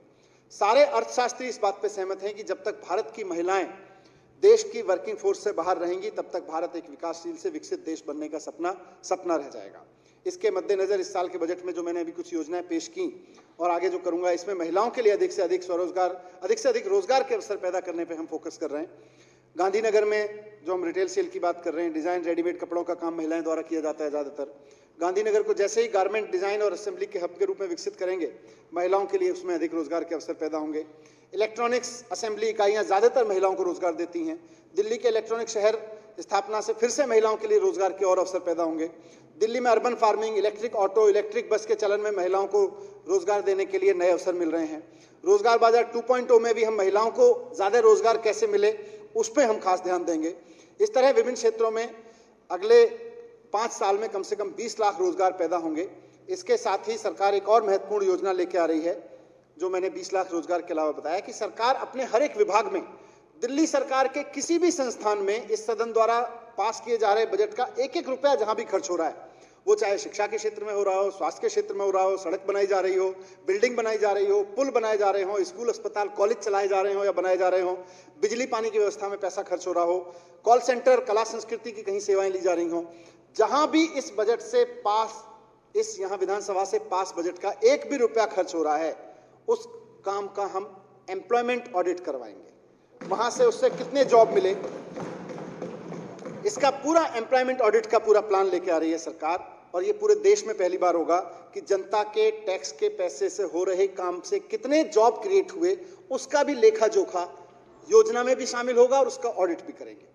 और जैसा मैंने कहा कि ये सब कार्यक्रम जो मैंने अभी रोजगार बजट के तहत आपके समक्ष रखे, अगले 5 वर्ष के लिए योजना है हमारी, और इनके सफल क्रियान्वयन से जो नई नौकरियां निकलेंगी, उनमें अगले 5 साल में कम से कम 20 लाख कम से कम नौकरियां नई निकलेंगी। इन कार्यक्रमों के लिए अगले 5 साल के दौरान 4,500 करोड़ रुपए की जरूरत पड़ेगी। पहले वर्ष के लिए, अगले वित्त वर्ष के लिए मैं इसमें 800 करोड़ रुपए का बजट प्रस्तावित करूंगा। अध्यक्ष महोदय, मैं थोड़ी सी बात स्वास्थ्य सेवाओं पर करूंगा। माननीय मुख्यमंत्री जी के नेतृत्व में सदन में प्रस्तुत पिछले 7 बजट में हर बार शिक्षा और स्वास्थ्य सरकार की प्राथमिकता रहे हैं। दिल्ली में रह रहे हर नागरिक के लिए, चाहे वो अमीर हो या गरीब हो, बच्चा हो या बूढ़ा हो, जवान हो, स्त्री हो, पुरुष हो, हर व्यक्ति के लिए best of the best health facilities उपलब्ध कराना माननीय मुख्यमंत्री जी के गवर्नेंस मॉडल का एक बहुत अहम हिस्सा रहा है। नए अस्पताल बनाने से लेकर मोहल्ला क्लिनिक जैसी अवधारणा पर सफलतापूर्वक काम करके केजरीवाल सरकार की पिछले 7 साल की बड़ी उपलब्धियों में से हेल्थ सेक्टर रहा है। अध्यक्ष महोदय, हमारी सरकार दिल्ली के नागरिकों को 520 आम आदमी मोहल्ला क्लिनिक दे चुकी है, 29 polyclinic, 38 multi speciality super hospital के अस्पतालों के माध्यम से स्वास्थ्य सेवाएं दे रही है। 94 पॉलीक्लिनिक मौजूदा औषधालयों का उन्नयन कर स्थापित किए जा रहे हैं। मोहल्ला क्लिनिकों की संख्या भी बढ़ के 1000 होगी। 2022-23 के बजट में आम आदमी मोहल्ला क्लिनिक और पॉलीक्लिनिक के लिए मैं 475 करोड़ रुपए का बजट रख रहा हूं।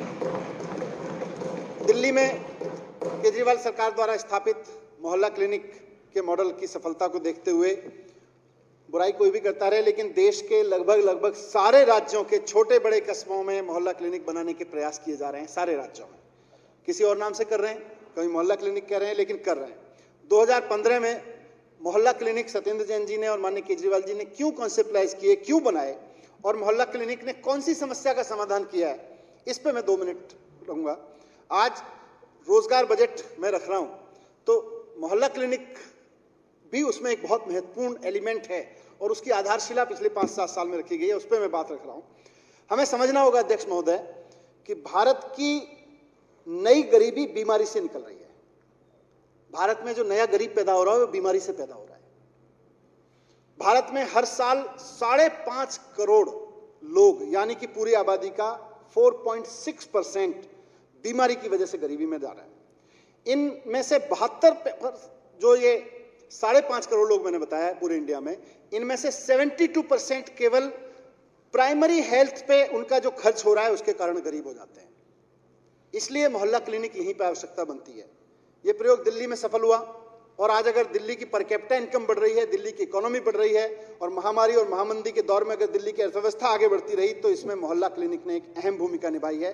मुझे सदन को ये बताते हुए खुशी हो रही है कि अब तक 5 करोड़ 49 लाख मरीज इन मोहल्ला क्लिनिक में उपचार लेके जा चुके हैं। यही वो लोग हैं अध्यक्ष महोदय, यही वो लोग हैं, अगर इनको समय पर और सही से प्राथमिक उपचार नहीं मिलता, मोहल्ला क्लिनिक में अच्छा डॉक्टर इनको निःशुल्क सुविधा नहीं देता, एक MBBS डॉक्टर इनका इलाज नहीं करता, तो संभवतः इनमें से भी बहुत सारे लोग बीमारी के कारण देश के नए गरीबों में शामिल हो जाते हैं।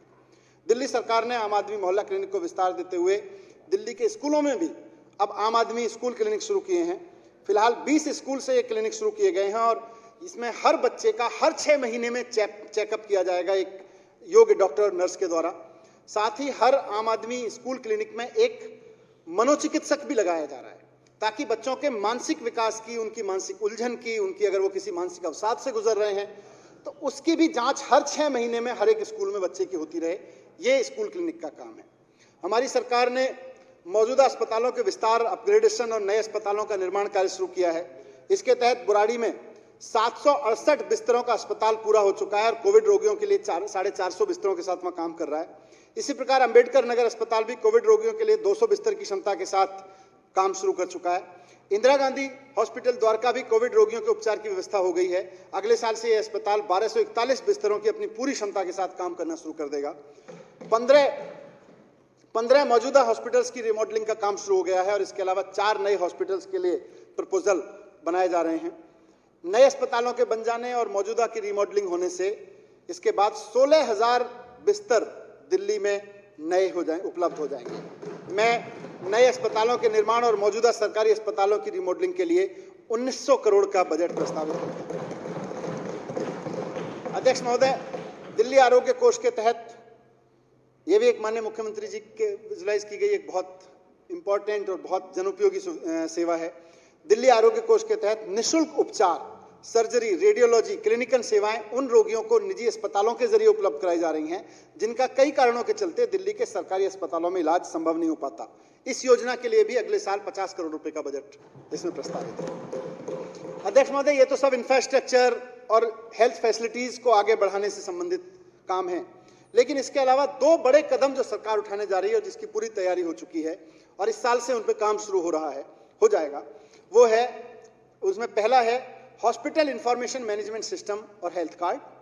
इसके तहत सारे नागरिकों को, दिल्ली के सब नागरिकों को उनके मतदाता पहचान या जनसंख्या रजिस्टर के आधार पर QR कोड बेस्ड ई हेल्थ कार्ड उपलब्ध कराया जाएगा।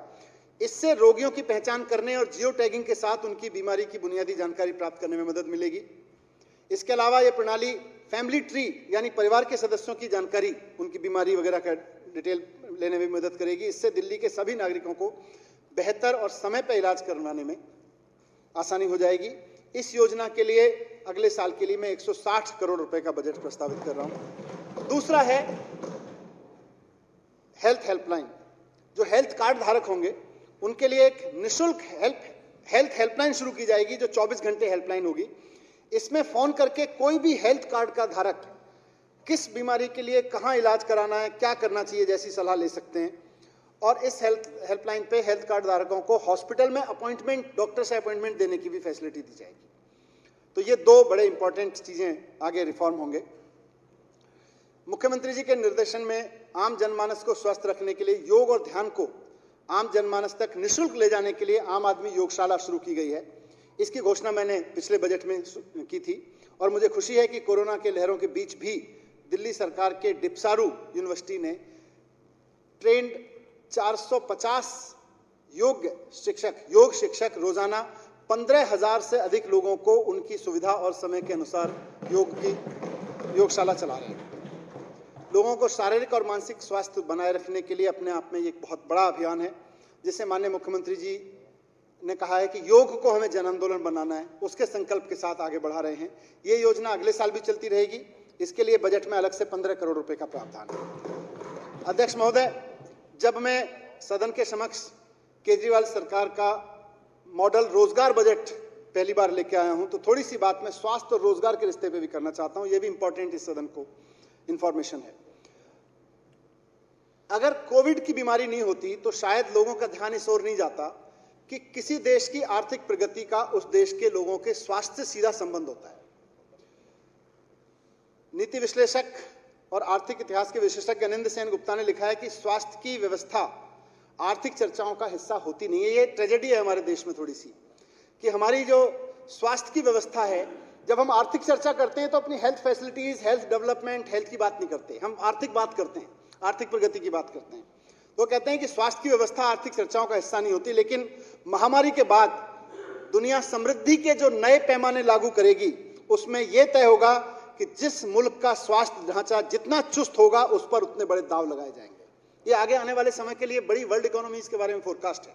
ऐसा इसलिए है क्योंकि जैसे जैसे हमारी आबादी की उम्र बढ़ती है वैसे वैसे उसकी प्रोडक्टिविटी कम होती रहती है। ऐसे में वर्किंग पॉपुलेशन से और ज्यादा बेटर प्रोडक्शन की जरूरत है। ऐसा करने के लिए स्वास्थ्य सेवाओं को बेहतर बनाना एकमात्र रास्ता है। और 55 साल की उम्र से, मतलब उन्होंने एग्जाम्पल दिया कि 55 साल की उम्र वाले व्यक्ति से 45 साल की उम्र वाले का काम कराया जा सके, ये हेल्थ सिस्टम ही कर सकता है उतनी प्रोडक्टिविटी। तो आगे की इकोनॉमी, वर्ल्ड इकोनॉमी इसी से निकलेगी कि किसका हेल्थ सेक्टर कितना मजबूत है। आज हमारे देश में स्वास्थ्य विशेषज्ञों की या तकनीकों की कमी नहीं है। नए नए प्रयोग और आविष्कार लगातार हो रहे हैं। लोगों को बीमारी से बचाकर, खासतौर से उनको प्राथमिक उपचार सही से और समय पर उपलब्ध करा के अपनी बड़ी आबादी को हम सेहत को बचा सकते हैं। मैकेंजी की एक रिपोर्ट कहती है कि अगर मैकेंजी की एक रिपोर्ट बताती है कि प्रति $100 के खर्च से जीवन में 1 वर्ष स्वास्थ्य का और बढ़ाया जा सकता है। अगर सरकार $100 खर्च करती है तो एक व्यक्ति का 1 साल उसका हेल्थ ईयर और बढ़ जाता है। अलग अलग बीमारियों पर नियंत्रण, तुरंत उपचार और सभी को स्वास्थ्य जैसी कोशिश किसी भी देश के लिए उसकी गारंटी है, उसकी ग्रोथ की गारंटी है। मैकेंजी की गणना है कि स्वास्थ्य सेवाएं बेहतर कर 2040 तक दुनिया के जीडीपी में $12 ट्रिलियन जोड़े जा सकते हैं, जो ग्लोबल जीडीपी का 8% होगा, यानी कि 0.4% की हर साल की उसकी बढ़ोतरी।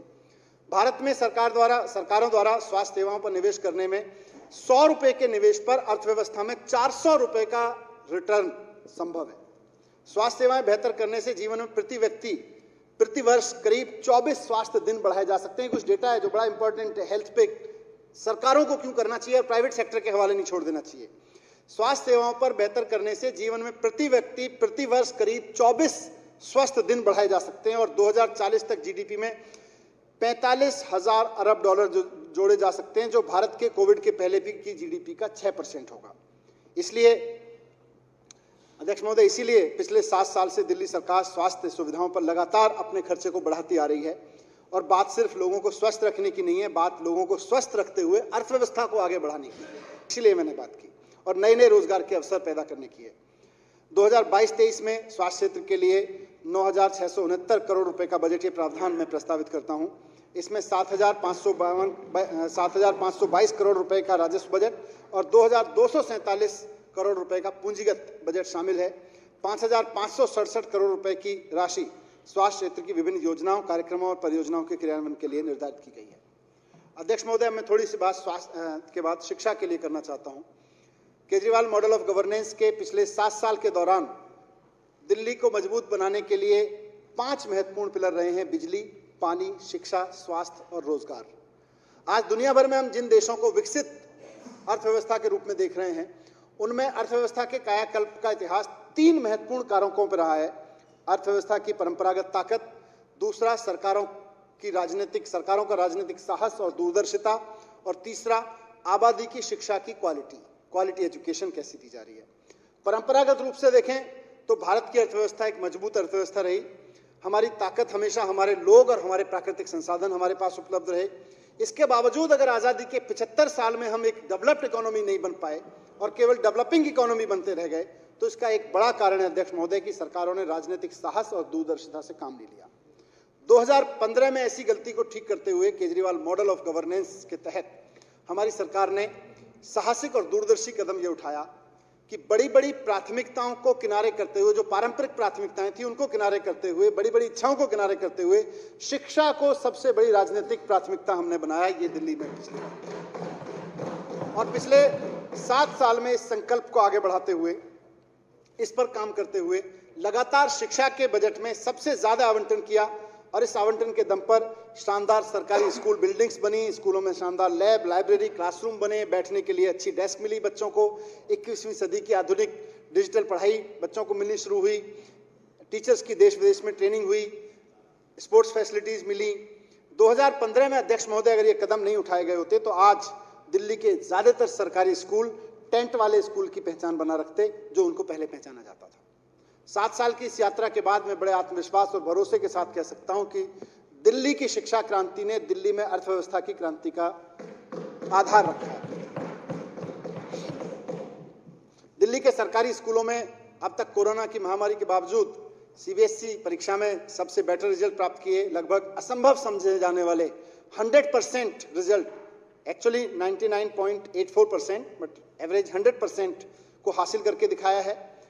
अब दिल्ली में अमीर हो या गरीब, सबके बच्चे दिल्ली के सरकारी स्कूलों में अच्छी शिक्षा लेकर नीट और आईआईटी जैसे परीक्षाएं पास कर रहे हैं, नए कीर्तिमान करते हैं। क्वालिटी एजुकेशन के नए मापदंड तय करने के लिए हमने दिल्ली स्कूल एजुकेशन बोर्ड का गठन किया है और साथ में दिल्ली में अलग अलग विषयों की स्पेशलाइज्ड पढ़ाई के लिए स्कूल ऑफ स्पेशलाइज्ड एक्सीलेंस खोले हैं। इन स्कूलों में पढ़ाई के लिए अंतर्राष्ट्रीय तरीके अपनाए जा रहे हैं और बच्चों के सीखने की प्रक्रिया का आकलन भी अंतर्राष्ट्रीय स्तर पर किया जा रहा है। ये स्कूल प्रमुख विश्वविद्यालयों, विशेषज्ञों, उद्योग जगत के साथ भी साझेदारी करते हैं ताकि इंटर्नशिप, इनकी apprenticeship, master classes, guest lecture, field visit के माध्यम से सीखने की इनकी प्रक्रिया को और डीप किया जा सके। दिल्ली के सारे सरकारी स्कूलों में शुरू किया गया हैप्पीनेस और देशभक्ति कार्यक्रम भी, एंटरप्रेन्योरशिप के बारे में मैं पहले बोल चुका हूं, लेकिन तीनों हैप्पीनेस पाठ्यक्रम, देशभक्ति पाठ्यक्रम और एंटरप्रेन्योरशिप पाठ्यक्रम इतने अट्रैक्ट कर रहे हैं लोगों को कि प्राइवेट स्कूल के पेरेंट्स अब उसकी डिमांड कर रहे हैं और अभिभावकों और अध्यापकों की मांग पे अब दिल्ली के प्राइवेट स्कूल में भी हैप्पीनेस और देशभक्ति पाठ्यक्रम और एंटरप्रेन्योरशिप पाठ्यक्रम शुरू किए जा रहे हैं। महोदय, मैं 2022-23 के दौरान शिक्षा के क्षेत्र में लागू किए जाने वाले चंद नए कार्यक्रम भी प्रस्तावित कर रहा हूं। चिराग एन्क्लेव नई दिल्ली में एक स्कूल साइंस म्यूजियम स्थापित करने का प्रस्ताव है। इससे विद्यार्थियों और शिक्षकों के बीच विज्ञान के बहुत सारे ऐसे टॉपिक्स जो किताबों और वीडियोज के माध्यम से विज्ञान को तिलिस्म की दुनिया लगते हैं, इस संग्रहालय में जाके, नए साइंस म्यूजियम में जाके बच्चे उनको आसानी से समझ सकेंगे। ये स्कूल साइंस म्यूजियम बच्चों में विज्ञान के प्रति जिज्ञासा और रुचि विकसित करेगा और उनके फंडामेंटल क्लियरेंस, उनके थॉट्स को देगा। अध्यक्ष महोदय, बेघर परिवारों के बच्चे जो सड़क के किनारे, फुटपाथ, फ्लाईओवर, सीढ़ियों के नीचे, खुले हुए पूजा स्थलों पे, मंडप में, रेलवे प्लेटफॉर्म पे रहते हैं, आश्रय के लिए, भोजन के लिए, शिक्षा जैसी बुनियादी जरूरतों से वंचित रह जाते हैं।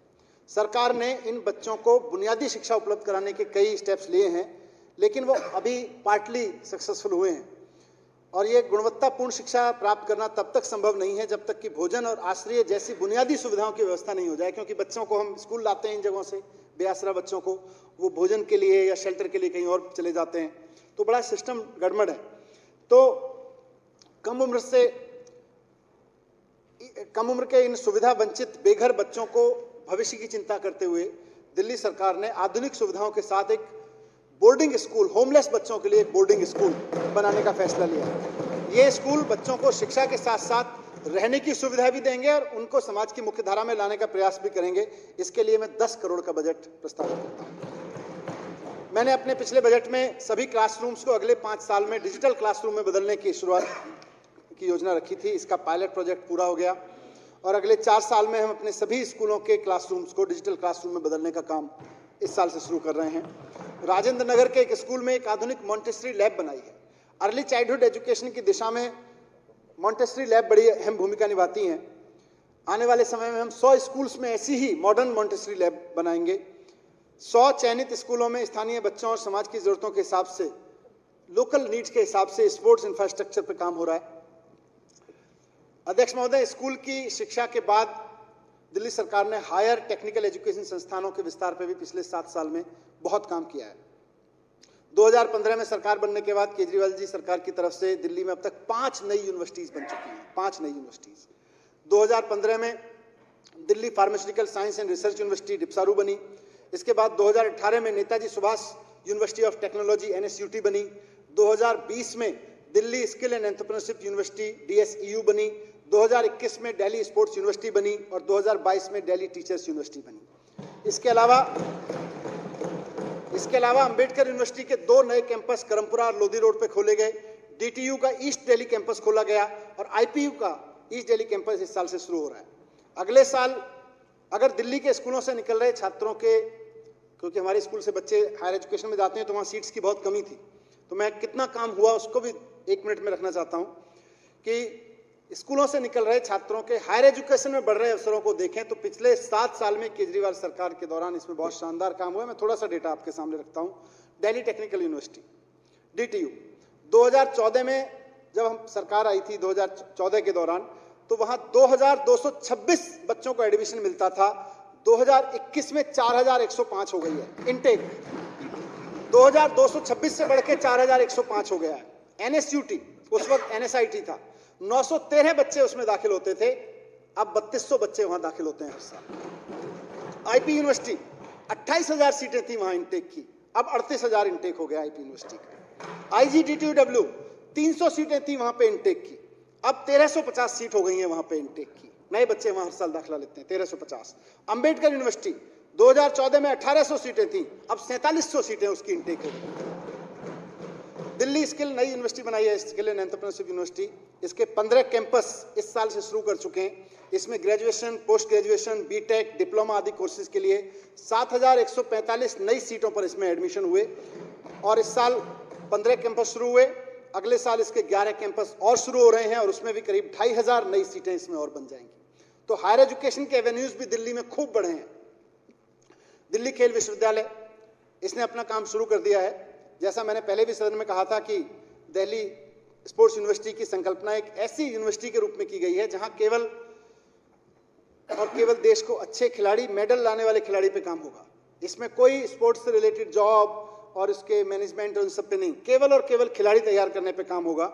और मुझे सदन को बताते हुए खुशी हो रही है कि अगले सेशन से, यानी अगले एकेडमिक सेशन से दिल्ली खेल विश्वविद्यालय में देश भर से करीब 250 खेल प्रतिभाओं को दाखिला देने की प्रक्रिया शुरू कर दी गई है और इन खेल प्रतिभाओं को अभी से भावी ओलंपियन के रूप में तैयार किया जाएगा। इसी तरह हाल में शुरू की गई दिल्ली टीचर यूनिवर्सिटी ने भी बहुत तेजी से अपना काम करना शुरू कर दिया है और हमारी पूरी कोशिश है कि भारत सरकार से जरूरी मंजूरी लेने के बाद अगले सत्र से यहाँ भी बीएड की पढ़ाई शुरू हो जाए। महोदय, मैं वित्त वर्ष 2022-23 के लिए एजुकेशन सेक्टर में 16,278 करोड़ रुपए के कुल खर्च का प्रस्ताव करता हूं। इसमें 14,412 करोड़ रुपए राजस्व के तहत और 1,866 करोड़ रुपए पूंजीगत व्यय के तहत शामिल है। थोड़ी सी बात आवास और शहरी विकास के संबंध में। हमारी सरकार ने अनाधिकृत कॉलोनियों और दिल्ली की झुग्गी बस्तियों में इंफ्रास्ट्रक्चर डेवलपमेंट को हमेशा महत्व दिया है। इन क्षेत्रों में रहने वाले लोगों के लिए सीसीटीवी कैमरा लगवाने, स्ट्रीट लाइट लगवाने, सड़क बनवाने, सीवर, पार्क आदि का निर्माण कराने का काम प्राथमिकता पे पूरा कर लिया गया है। हमारी सरकार के सत्ता में आने से पहले ये काम बहुत छोटे पैमाने पर 895 कॉलोनियों तक सीमित थे। उन्हीं कॉलोनीज में कुछ कुछ होता था, लेकिन 2015 में ये सुविधाएं प्रत्येक अनाधिकृत कॉलोनी और झुग्गी बस्ती को तेजी से उपलब्ध कराई जा रही हैं। अब तक 1797 अनऑथराइज कॉलोनीज में से 1414 में निर्माण कार्य या तो पूरा हो चुका है या प्रगति पर है। मैं 2022-23 के लिए इस बजट में 1300 करोड़ रुपए का प्रस्ताव करता हूं। दिल्ली शहरी आश्रय सुधार बोर्ड ड्यूसिप के सराहनीय कार्यों से उत्तरी निगम, दक्षिणी निगम और पूर्वी निगम की सभी बस्तियों को खुले में शौच से मुक्त घोषित कर दिया गया है। 634 बस्तियों में लगभग 1051 किलोमीटर की सीमेंटेड कंक्रीट फुटपाथ बनाई गई है और 266 किलोमीटर लंबे नालों का निर्माण झुग्गियों में कर लिया गया है। महोदय, मैं वित्त वर्ष 2022-23 के बजट में आवास और शहरी विकास योजनाओं के लिए 5,766 करोड़ रुपए का प्रावधान करता हूं। एक और महत्वपूर्ण सेक्टर जो माननीय मुख्यमंत्री जी जिसके बारे में बात करते हैं, सबसे क्लोज टू हिज हार्ट है, वो है वाटर सेक्टर। वहां से पहले ही आवाज आई, वाटर सेक्टर, जलापूर्ति और स्वच्छता।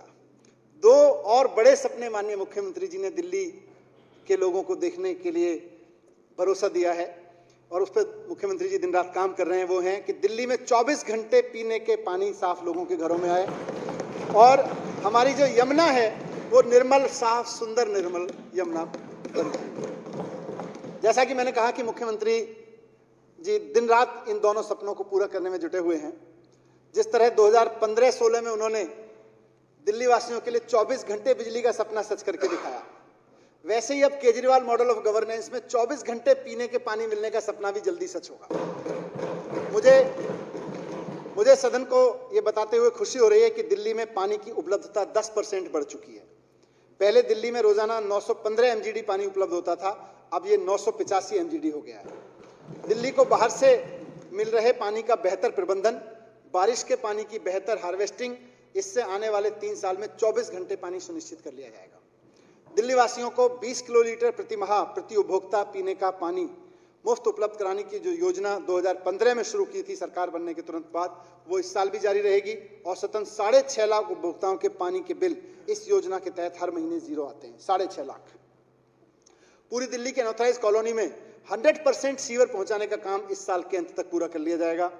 यमुना को साफ करने की माननीय मुख्यमंत्री जी की मुहिम अब आगे बढ़ चली है।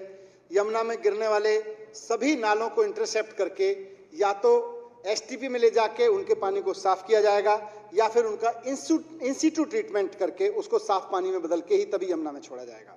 ये सारी योजनाएं तेजी से चल रही हैं और 2 साल में यमुना को पूरी तरह साफ कर दिया जाएगा। दिल्ली सरकार का ये संकल्प है कि दिल्ली वासियों की तरफ से गंदे पानी की एक बूंद भी यमुना में ना गिरे। गंदे नालों और सीवर के ट्रीटमेंट किए गए पानी को इस्तेमाल करने की पॉलिसी पर भी अमल शुरू कर दिया गया है, जिसके अंतर्गत ये पानी बड़े ग्रीन बेल्ट्स को, फॉरेस्ट को, फार्म हाउसेस को, हॉर्टिकल्चर को दिया जाएगा। इससे हजारों बोरवेल भी बंद होंगे और नीचे का वाटर लेवल भी ऊपर आएगा। नजफगढ़ ड्रेन, इसको पुनर्जीवित करने के लिए विस्तृत योजना पर काम शुरू हो चुका है धरातल पे। पूरे नजफगढ़ ड्रेन में फ्लोटिंग वेटलैंड और फ्लोटिंग एयरेटर लगाकर यहां पानी को साफ किया जा रहा है। नजफगढ़ ड्रेन की इंसिटू सप्लाई का काम उसके दोनों तरफ की सड़कों के सौंदर्यीकरण का काम भी इसके साथ साथ शुरू होगा। नजफगढ़ ड्रेन जो पहले साहबी नदी के नाम से जाना जाता था, अब सीवर के गंदे पानी के कारण ये नजफगढ़ ड्रेन कहलाने लगा है। तो इसको साफ करके और इसके दोनों तरफ की सड़कों को सौंदर्यीकरण करके इसको पर्यटन स्थल के रूप में, आकर्षक पर्यटन स्थल के रूप में विकसित करके हम वापस दिल्ली की साहबी नदी का तोहफा देंगे। इसके लिए अलग से 705 करोड़ रुपए का प्रावधान इस बजट में किया गया है। पर्यावरण और वन क्षेत्र में अध्यक्ष महोदय, पर्यावरण का विषय पूरी दिल्ली के लिए गंभीर चिंता का विषय है। वायु प्रदूषण, जल प्रदूषण, बायोडायवर्सिटी में कमी, नॉइज पॉल्यूशन दिल्ली के पर्यावरण की गंभीर चुनौतियां हैं। वायु प्रदूषण की रोकथाम के लिए हमारी सरकार ने 1 अक्टूबर 2021 से 28 फरवरी 2022 के दौरान 10 point winter air action plan कार्यान्वित किया। इसके तहत पराली जलाने पर नियंत्रण, एंटी डस्ट कैंपेन, कूड़ा करकट जलाने की रोकथाम, आतिशबाजी पर पाबंदी, स्मोक टावर बनाना, अधिक पॉल्यूशन फैलाने वाले स्थानों की पहचान, ग्रीन वॉर रूम को मजबूत करना, ई कचरा पार्क की व्यवस्था और वाहन प्रदूषण नियंत्रण के उपाय इसमें शामिल हैं। दिल्ली सरकार ने न केवल हरित क्षेत्र के संरक्षण में बल्कि लगातार इसके विस्तार में भी अच्छी भूमिका निभाई है और मुझे इस सम्मानित सदन को ये बताते हुए खुशी हो रही है कि 7 प्रमुख बड़े शहरों में दिल्ली के पास सबसे बड़ा वन क्षेत्र लगभग 194.24 वर्ग किलोमीटर का है। दिल्ली का फॉरेस्ट और ट्री कवर 2019 में कुल ज्योग्राफिकल एरिया के 21.88% से बढ़ के 2021 में 23.06% हो गया है। ये भी बढ़ गया है। सरकार ने पिछले 2 साल में 11 शहरी वन विकसित किए हैं जो तेजी से बढ़ रहे शहरी कंक्रीट निर्माण में एक हरित स्थल का महत्वपूर्ण भूमिका निभा रहे हैं। महोदय, दिल्ली में बड़ी संख्या में पालतू पशु हैं और उनके लिए स्वस्थ देखभाल की आवश्यकता है। इस आवश्यकता को पूरा करने के लिए मैं बजट में हर तरह के पशुओं के लिए उपचार के लिए दिल्ली के पहले सरकारी पशु चिकित्सालय महाविद्यालय की स्थापना के लिए नई स्कीम का प्रस्ताव करता हूं। वित्तीय वर्ष 2022-23 में पर्यावरण और वन क्षेत्र में के लिए 266 करोड़ रुपए का बजट मैं प्रस्तुत करता हूं।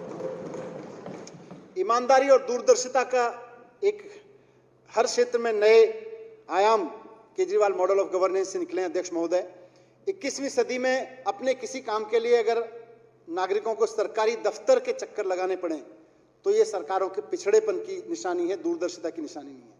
सरकारी दफ्तर में भ्रष्टाचार की निशानी है।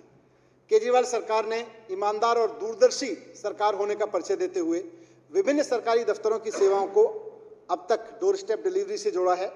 अभी तक 100 तरह की सरकारी सेवाओं के लिए 4,11,000 बार इसकी सेवाएं ली जा चुकी हैं दिल्ली में। सरकारी दफ्तरों से भ्रष्टाचार खत्म करने और आम आदमी को रिश्वतखोरी से बचाने के लिए डोर स्टेप डिलीवरी की एक क्रांतिकारी योजना भी माननीय मुख्यमंत्री जी के नेतृत्व में तैयार हुई और इसी सदन में मेरे द्वारा प्रस्तुत पिछले 7 बजट में से एक में यहाँ प्रस्तुत की गई थी। आने वाले साल में डोर स्टेप डिलीवरी की सेवा 300 तरह की सरकारी कार्यों और सेवाओं में जोड़ी जाएगी। ट्रांसपोर्ट सेक्टर, अध्यक्ष महोदय, दफ्तरों, मैंने डोर स्टेप डिलीवरी की बात की, दफ्तरों के चक्कर ना लगाने की जरूरत पड़े इसकी बात की, लेकिन दफ्तरों के चक्कर लगाने से मुक्ति का सबसे शानदार कदम दिल्ली सरकार ने ट्रांसपोर्ट डिपार्टमेंट में उठाया। आजादी के इतिहास में पहली बार किसी मुख्यमंत्री ने जाके ट्रांसपोर्ट विभाग की उस खिड़की को ताला लगा दिया जिसमें लोगों को लंबी लाइन लगा के खड़ा हुआ। मॉडर्न टेक्नोलॉजी का इस्तेमाल करते हुए उस खिड़की में होने वाले काम को, उस दफ्तर को पूरी तरह से, उस काम को पूरी तरह से फेसलेस कर दिया। मौजूदा समय में परिवहन विभाग फेसलेस रूप से 47 सेवाओं का संचालन कर रहा है और इस कार्यक्रम से 7 मार्च 2022 को ये किया गया था। 7 मार्च 2022 से 11 लाख से अधिक आवेदक इसका लाभ उठा चुके हैं फेसलेस सेवा। ट्रांसपोर्ट डिपार्टमेंट ने एक और महत्वपूर्ण कदम उठाया है। नई गाड़ियों की खरीद के बाद लोगों को आरसी लेने के लिए सरकारी दफ्तरों में भागना पड़ता था, लेकिन गाड़ी बेचने वाले वाहन विक्रेता को ही अब ट्रांसपोर्ट डिपार्टमेंट ने आरसी देने का अधिकार दे दिया है। तो इससे लोगों को सरकारी दफ्तरों के चक्कर नहीं लगाने पड़ते। इसी तरह का एक और प्रोग्रेसिव कदम लर्निंग लाइसेंस बनाने की दिशा में भी उठाया गया है। लर्निंग लाइसेंस के लिए भी लोगों को लाइन में लग के धक्के खा के लर्निंग लाइसेंस बनवाना पड़ता था। अब दिल्ली में लर्निंग लाइसेंस बनाने के इच्छुक लोगों को ट्रांसपोर्ट डिपार्टमेंट में नहीं आना पड़ता। चेहरा पहचानने वाले आर्टिफिशियल इंटेलिजेंस वाले सॉफ्टवेयर की मदद से आम लोग अपना लाइसेंस, लर्निंग लाइसेंस अब घर पे बैठ के बनवा ले रहे हैं। यह भी देश में पहली बार हुआ है। इसीलिए मैंने कहा ट्रांसपेरेंसी, ऑनेस्टी, दूरदर्शिता, विजन। ट्रांसपोर्ट विभाग की एक और उपलब्धि से मैं सदन को अवगत कराना जरूरी समझता हूं कि दिल्ली में पहली बार बसों का बेड़ा 7003 क्रॉस कर चुका है। अब तक के दिल्ली के इतिहास में यह सबसे बड़ी बसों की संख्या है।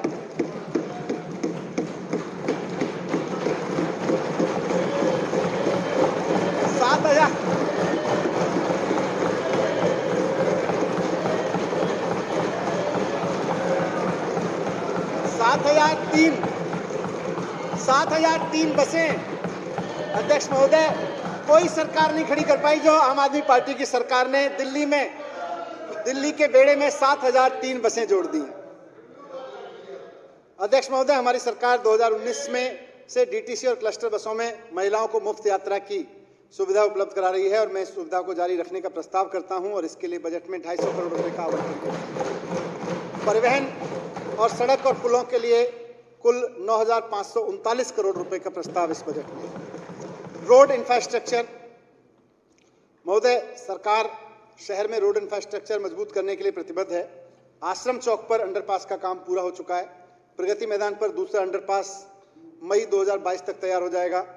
दिल्ली में 5 पुल, 2 अंडरपास और 1 पैदल सबवे और डीएनडी फ्लाईओवर का आश्रम तक विस्तार का कार्य 2022-23 में पूरा हो जाएगा।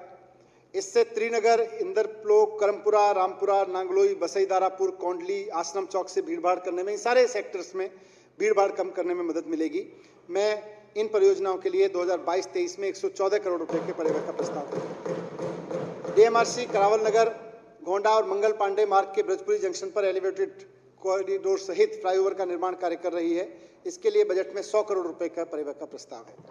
सरकार दिल्ली के नागरिकों के लिए विभिन्न निर्वाचन क्षेत्रों में करीब 11,000 निःशुल्क वाईफाई हॉटस्पॉट स्थापित कर चुकी है।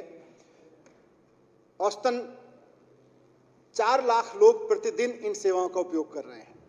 महोदय, हमारी सरकार ने आज़ादी के 75वें वर्ष के समारोह के अंतर्गत दिल्ली में 500 स्थानों पर भव्य राष्ट्रीय ध्वज फहराने की योजना बनाई थी। सम्मानित सदन को यह बताते हुए मुझे हर्ष हो रहा है कि अब तक दिल्ली के विभिन्न स्थलों पर 125 राष्ट्रीय ध्वज लहराए जा चुके हैं और शेष काम अगस्त 2022 तक आज़ादी के 75वें वर्ष में ही पूरा कर लिया जाएगा। अध्यक्ष महोदय, थोड़ी सी बात सामाजिक सुरक्षा और वेलफेयर के काम पर भी मैं रखना चाहूँगा। जब कोविड के दौरान लोगों की नौकरियां गईं और लोगों के व्यापार बंद हुए, लोगों ने जब अपनी जान गंवाई, परिवारों में कमाने वाला व्यक्ति कोविड का शिकार होकर उनको छोड़ के चला गया, तो उस दौरान केजरीवाल सरकार एक परिवार की तरह से उन परिवारों के साथ खड़ी हुई। एक बड़े भाई की तरह से माननीय मुख्यमंत्री ने एक एक परिवार के दर्द को समझा। दिल्ली पहला ऐसा राज्य था जहां ये योजना बनाई गई कि कोविड के कारण जिस व्यक्ति की भी मृत्यु हुई है उसके परिवार को तुरंत 50,000 रुपए की राशि उपलब्ध कराई जाएगी। अब तक 27,322 परिवारों को इस योजना के तहत राशि दी जा चुकी है।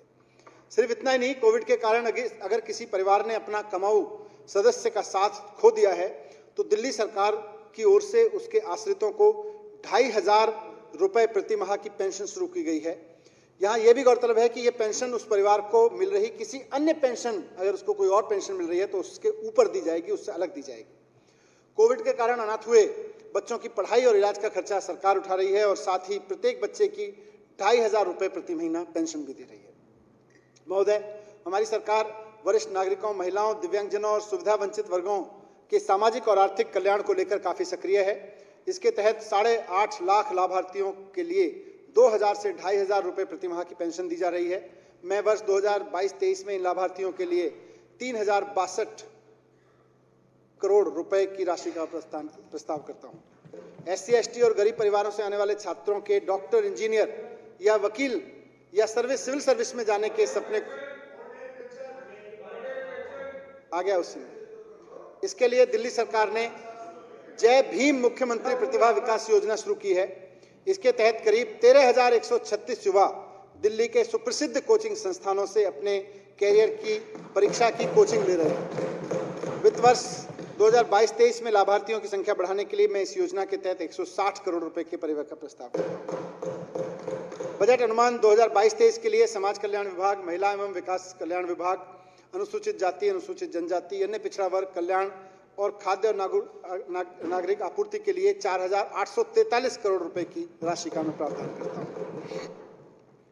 अध्यक्ष महोदय, केजरीवाल मॉडल ऑफ गवर्नेंस में दिल्ली का श्रमिक दिल्ली की अर्थव्यवस्था का एक अहम हिस्सा रहा है। और जैसा मैंने अभी जिक्र किया कि दुनिया में इकोनॉमी को आगे बढ़ाने के लिए मजदूरों की भी वेतन को बहुत कंसीडर किया गया, हमेशा कंसीडर किया गया। इसलिए 2015 में इसका आधार रखा गया दिल्ली में, और दिल्ली सरकार ने 2015 में ही दिल्ली में श्रमिकों का न्यूनतम वेतन देश में सबसे ज्यादा कर दिया, और आज भी मिनिमम वेजेस दिल्ली में सबसे ज्यादा हैं। कोविड की महामारी के दौरान काम और बाजार बंद होने का सबसे ज्यादा असर श्रमिकों के ऊपर पड़ा है। इसमें सबसे ज्यादा प्रभावित निर्माण श्रमिक हुए। निर्माण श्रमिकों के दर्द को समझते हुए दिल्ली सरकार ने बड़े पैमाने पर निर्माण श्रमिकों के रजिस्ट्रेशन की मुहिम चलाई और श्रमिकों को सहायता देने की प्रक्रिया को आसान बनाते हुए 500 करोड़ रुपए की राशि 5 लाख से ज्यादा निर्माण श्रमिकों के खाते में सहायता के रूप में। पावर सेक्टर अध्यक्ष महोदय, दिल्ली के नागरिकों को अब 24 घंटे 7 दिन बिना किसी परेशानी की बिजली आपूर्ति की जा रही है। 200 यूनिट तक बिजली की खपत करने वाले उपभोक्ताओं के लिए सरकार की शून्य बिजली बिल योजना बेहद सफल रही है और ऊर्जा संरक्षण में इसका बहुत योगदान रहा है। सरकार 1984 के दंगा पीड़ितों को 400 यूनिट तक बिजली की खपत के लिए 100% सब्सिडी भी देती है। विद्युत सब्सिडी योजना का विस्तार न्यायालय परिसर के भीतर वकीलों के कक्षों तक भी कर दिया गया है। इसी तरह दिल्ली के सभी कृषि उपभोक्ताओं को भी कनेक्शन के लिए सब्सिडी दी जाती है। ये योजनाएं केजरीवाल मॉडल ऑफ गवर्नेंस की स्तंभ पहचान है। मैं 2022-23 के बजट में बिजली सब्सिडी के लिए 3,250 करोड़ रुपए के परिव्यय का प्रस्ताव करता हूं। अध्यक्ष महोदय, अब मैं अपने बजट वक्तव्य का भाग 6 प्रस्तुत करता हूं, जो राजस्व से संबंधित है। बजट भाषण के पहले भाग में मैंने विस्तार से सरकार की रोजगार और अर्थव्यवस्था को आगे बढ़ने की नीतियों की चर्चा की। इस लक्ष्य की पूर्ति के लिए सरकार लगातार अपने संसाधनों को बढ़ाने के लिए भी काम कर रही है। कोविड के कारण पिछले साल हमारे रेवेन्यू में काफ़ी कमी रही। हालांकि 21-22 के लिए रेवेन्यू कलेक्शन में पिछले साल की तुलना में संतोषजनक बढ़ोतरी भी हुई। वर्तमान वित्त वर्ष के दौरान फरवरी 2022 तक हमने 35,112 करोड़ रुपए का रेवेन्यू कलेक्शन किया है। इसमें पिछले वर्ष फरवरी 2021 की तुलना में 39% की बढ़ोतरी हुई है। ईमानदार प्रशासन और मॉडर्न टेक्नोलॉजी के माध्यम से सतर्कता के चलते सरकार कर चोरी को रोकने में भी काफ़ी हद तक सफल रही है। GST और वैट सरकार के लिए रेवेन्यू के सबसे बड़े सोर्सेज हैं। 2021-22 में फरवरी 2022 तक GST और वैट के लिए टैक्स कलेक्शन 24,380 करोड़ रुपए रहा, जिसमें पिछले साल की तुलना में 42% करीब वृद्धि हुई है। महोदय, हमारी सरकार ने रेवेन्यू बढ़ाने और टैक्स पेयर्स की सुविधा के लिए अनेक उपाय किए हैं। हमने हर एक टैक्स वार्ड की 14 प्रमुख KPI पॉइंट्स के साथ मॉनिटरिंग, मंथली परफॉर्मेंस मॉनिटरिंग शुरू की है। हर एक टैक्स वार्ड की मॉनिटरिंग शुरू की है। दिल्ली में कर विभागों में इंस्पेक्टर राज पूरी तरह से बंद किया गया है और सर्वे और स्क्रूटनी के लिए केवल GSTN GIN नेटवर्क का इस्तेमाल करते हैं और उसका जो इंटेलिजेंस और एनालिटिक्स है उसको हम इस्तेमाल करते हैं। टेक्निकल एनालिसिस से मिले सुरागों के आधार पर अप्रैल 2021 से फरवरी 2022 तक 156 सर्वेज किए गए। इसके अलावा कोई स्क्रूटनी नहीं हुई। इसके अलावा कहीं कोई सर्वे नहीं हुआ, कहीं रेड नहीं डाली गई। और सरकार को देय 38.76 करोड़ रुपए का पता लगाया, जिसमें से 26.57 करोड़ रुपए की रिकवरी हो चुकी है। उन करदाताओं के लिए ई-इनवॉइस भी अनिवार्य कर दिया गया जिनका टर्नओवर 1 अप्रैल 2021 से शुरू वित्त वर्ष में 50 करोड़ रुपए से अधिक था। महोदय, देश में पेट्रोल और डीजल की दरों में ऑयल डिस्ट्रीब्यूशन कंपनियों द्वारा ईंधन का मूल्य बढ़ाने के कारण बढ़ोतरी हुई है। पेट्रोल की कीमतों में लगातार वृद्धि आम लोगों के लिए चिंता का विषय रहती है। हमारी सरकार ने नागरिकों को राहत देने के लिए पेट्रोल की बिक्री पर वैट रुपए में 30 पैसे से कम करके 19 रुपये 40 पैसे कर दिया था। इसकी हम घोषणा कर चुके हैं। सरकार ने लोकहित के मुद्दे को जीएसटी परिषद की बैठकों में सक्रियता से उठाया है और उसमें कुछ फैसले दिल्ली के संबंध में लिए गए, दिल्ली के लोगों की, व्यापारियों की मांग पर लिए गए। कोविड-19 के उपचार में आने वाली 6 औषधियों को जीएसटी से मुक्त कराया गया। कैंसर की दवा केटुदा पर जीएसटी 12% से घटा के 5% कराया गया। महोदय, हम दिल्ली के व्यापारियों को टैक्स से संबंधित अनावश्यक मुकदमों से उलझाने से बचाने के लिए मुकदमों की संख्या कम करने और लंबित मांगों की वसूली के लिए, जिसमें बकाया कर, ब्याज और जुर्माने की रकम शामिल है, कर माफी योजना का प्रस्ताव कर रहे हैं। एमनेस्टी स्कीम आएगी इसके लिए। सरकार ने न्यू एक्साइज पॉलिसी के जरिए उपभोक्ताओं के अनुभव में व्यापक बदलाव लाने का प्रयास किया है। पुरानी प्रणाली को आबकारी राजस्व संग्रह की नई प्रणाली से पूरी तरह बदल दिया गया है। इससे प्रतिवर्ष सरकार को 4,500 करोड़ रुपए अतिरिक्त राजस्व की प्राप्ति होगी। नई आबकारी नीति का उद्देश्य सरकार के लिए अधिकतम राजस्व सृजन पक्का करना और दिल्ली में गैरकानूनी और गैर शुल्क वाली शराब का उन्मूलन करना है, ताकि समग्र व्यापार में कारोबार को आसानी सुनिश्चित करने के लिए अत्यधिक जटिल और अत्यधिक विनियमित आबकारी व्यवस्था को सरल बनाया जा सके। राष्ट्रीय राजधानी क्षेत्र सरकार ने कोविड-19 महामारी अवधि के दौरान राजस्व संग्रह को गति देने के लिए मौजूदा सर्किल दरों में 20% की छूट की पेशकश की थी, जिसके परिणाम स्वरूप अधिक संख्या में संपत्तियों का पंजीकरण हुआ और राजस्व संग्रह में बढ़ोतरी भी हुई। 2021-22 के दौरान 16 मार्च 2022 तक कुल रजिस्टर्ड डॉक्यूमेंट की संख्या 2,67,690 हो गई है और कुल रेवेन्यू कलेक्शन 4,680 करोड़ रुपए का हुआ। वित्तीय वर्ष 2021-22 में कुल रेवेन्यू कलेक्शन में पिछले वित्त वर्ष की तुलना में करीब 28% की वृद्धि हुई है। सर्किल दरों में पुनरीक्षण के लिए माननीय उपराज्यपाल द्वारा गठित समिति के माध्यम से राष्ट्रीय राजधानी क्षेत्र दिल्ली में सर्किल दरों के संशोधन की भी प्रक्रिया जारी है। अध्यक्ष महोदय, अब अंत में मैं कहना चाहूँगा कि मैंने आज अगले वित्त वर्ष के लिए जो योजनाएं और बजट प्रस्ताव इस सदन के समक्ष रखे हैं, उसमें दिल्ली के government sector, private sector, Delhi के लोकल मार्केट, दिल्ली के शॉपिंग मार्केट, दिल्ली के ट्रेडर्स, सबके लिए अपार संभावनाएं हैं। सरकार अपने प्रयासों से और प्राइवेट सेक्टर के साथ अच्छी नीयत की पार्टनरशिप करके दिल्ली की तरक्की को सुनिश्चित करेगी और दिल्ली वासियों के लिए सरकार और प्राइवेट सेक्टर की सहभागिता से रोजगार प्रदान करने के नए कीर्तिमान स्थापित करेगी। जिस तरह पिछले 7 साल में दिल्ली में केजरीवाल मॉडल ऑफ गवर्नेंस के तहत शिक्षा, स्वास्थ्य, बिजली आदि के काम का दिल्ली वालों को फायदा मिला है और पूरे देश की राज्य सरकारों ने, यहाँ तक कि विपक्ष की राज्य सरकारों ने भी दिल्ली से कुछ ना कुछ सीखने की कोशिश की है। वो चाहे मोहल्ला क्लिनिक हो, मुफ्त बिजली पानी की स्कीम हो, सरकारी स्कूलों का कायाकल्प हो, हैप्पीनेस जैसे पाठ्यक्रम हो, डोर स्टेप डिलीवरी की योजना हो, ऐसी बहुत सारी चीजें हैं जो पिछले 7 साल में दिल्ली सरकार ने की और बाकी राज्य सरकारों ने उनसे कुछ सीखा या उनसे कुछ सीखने का प्रयास किया। मुझे पूरा यकीन है अध्यक्ष महोदय कि आज सदन में प्रस्तुत रोजगार बजट का सबसे ज्यादा फायदा दिल्ली के लोगों को मिलेगा, जहां के लोगों के लिए, युवाओं के लिए नए नए रोजगार के अवसर मिलेंगे।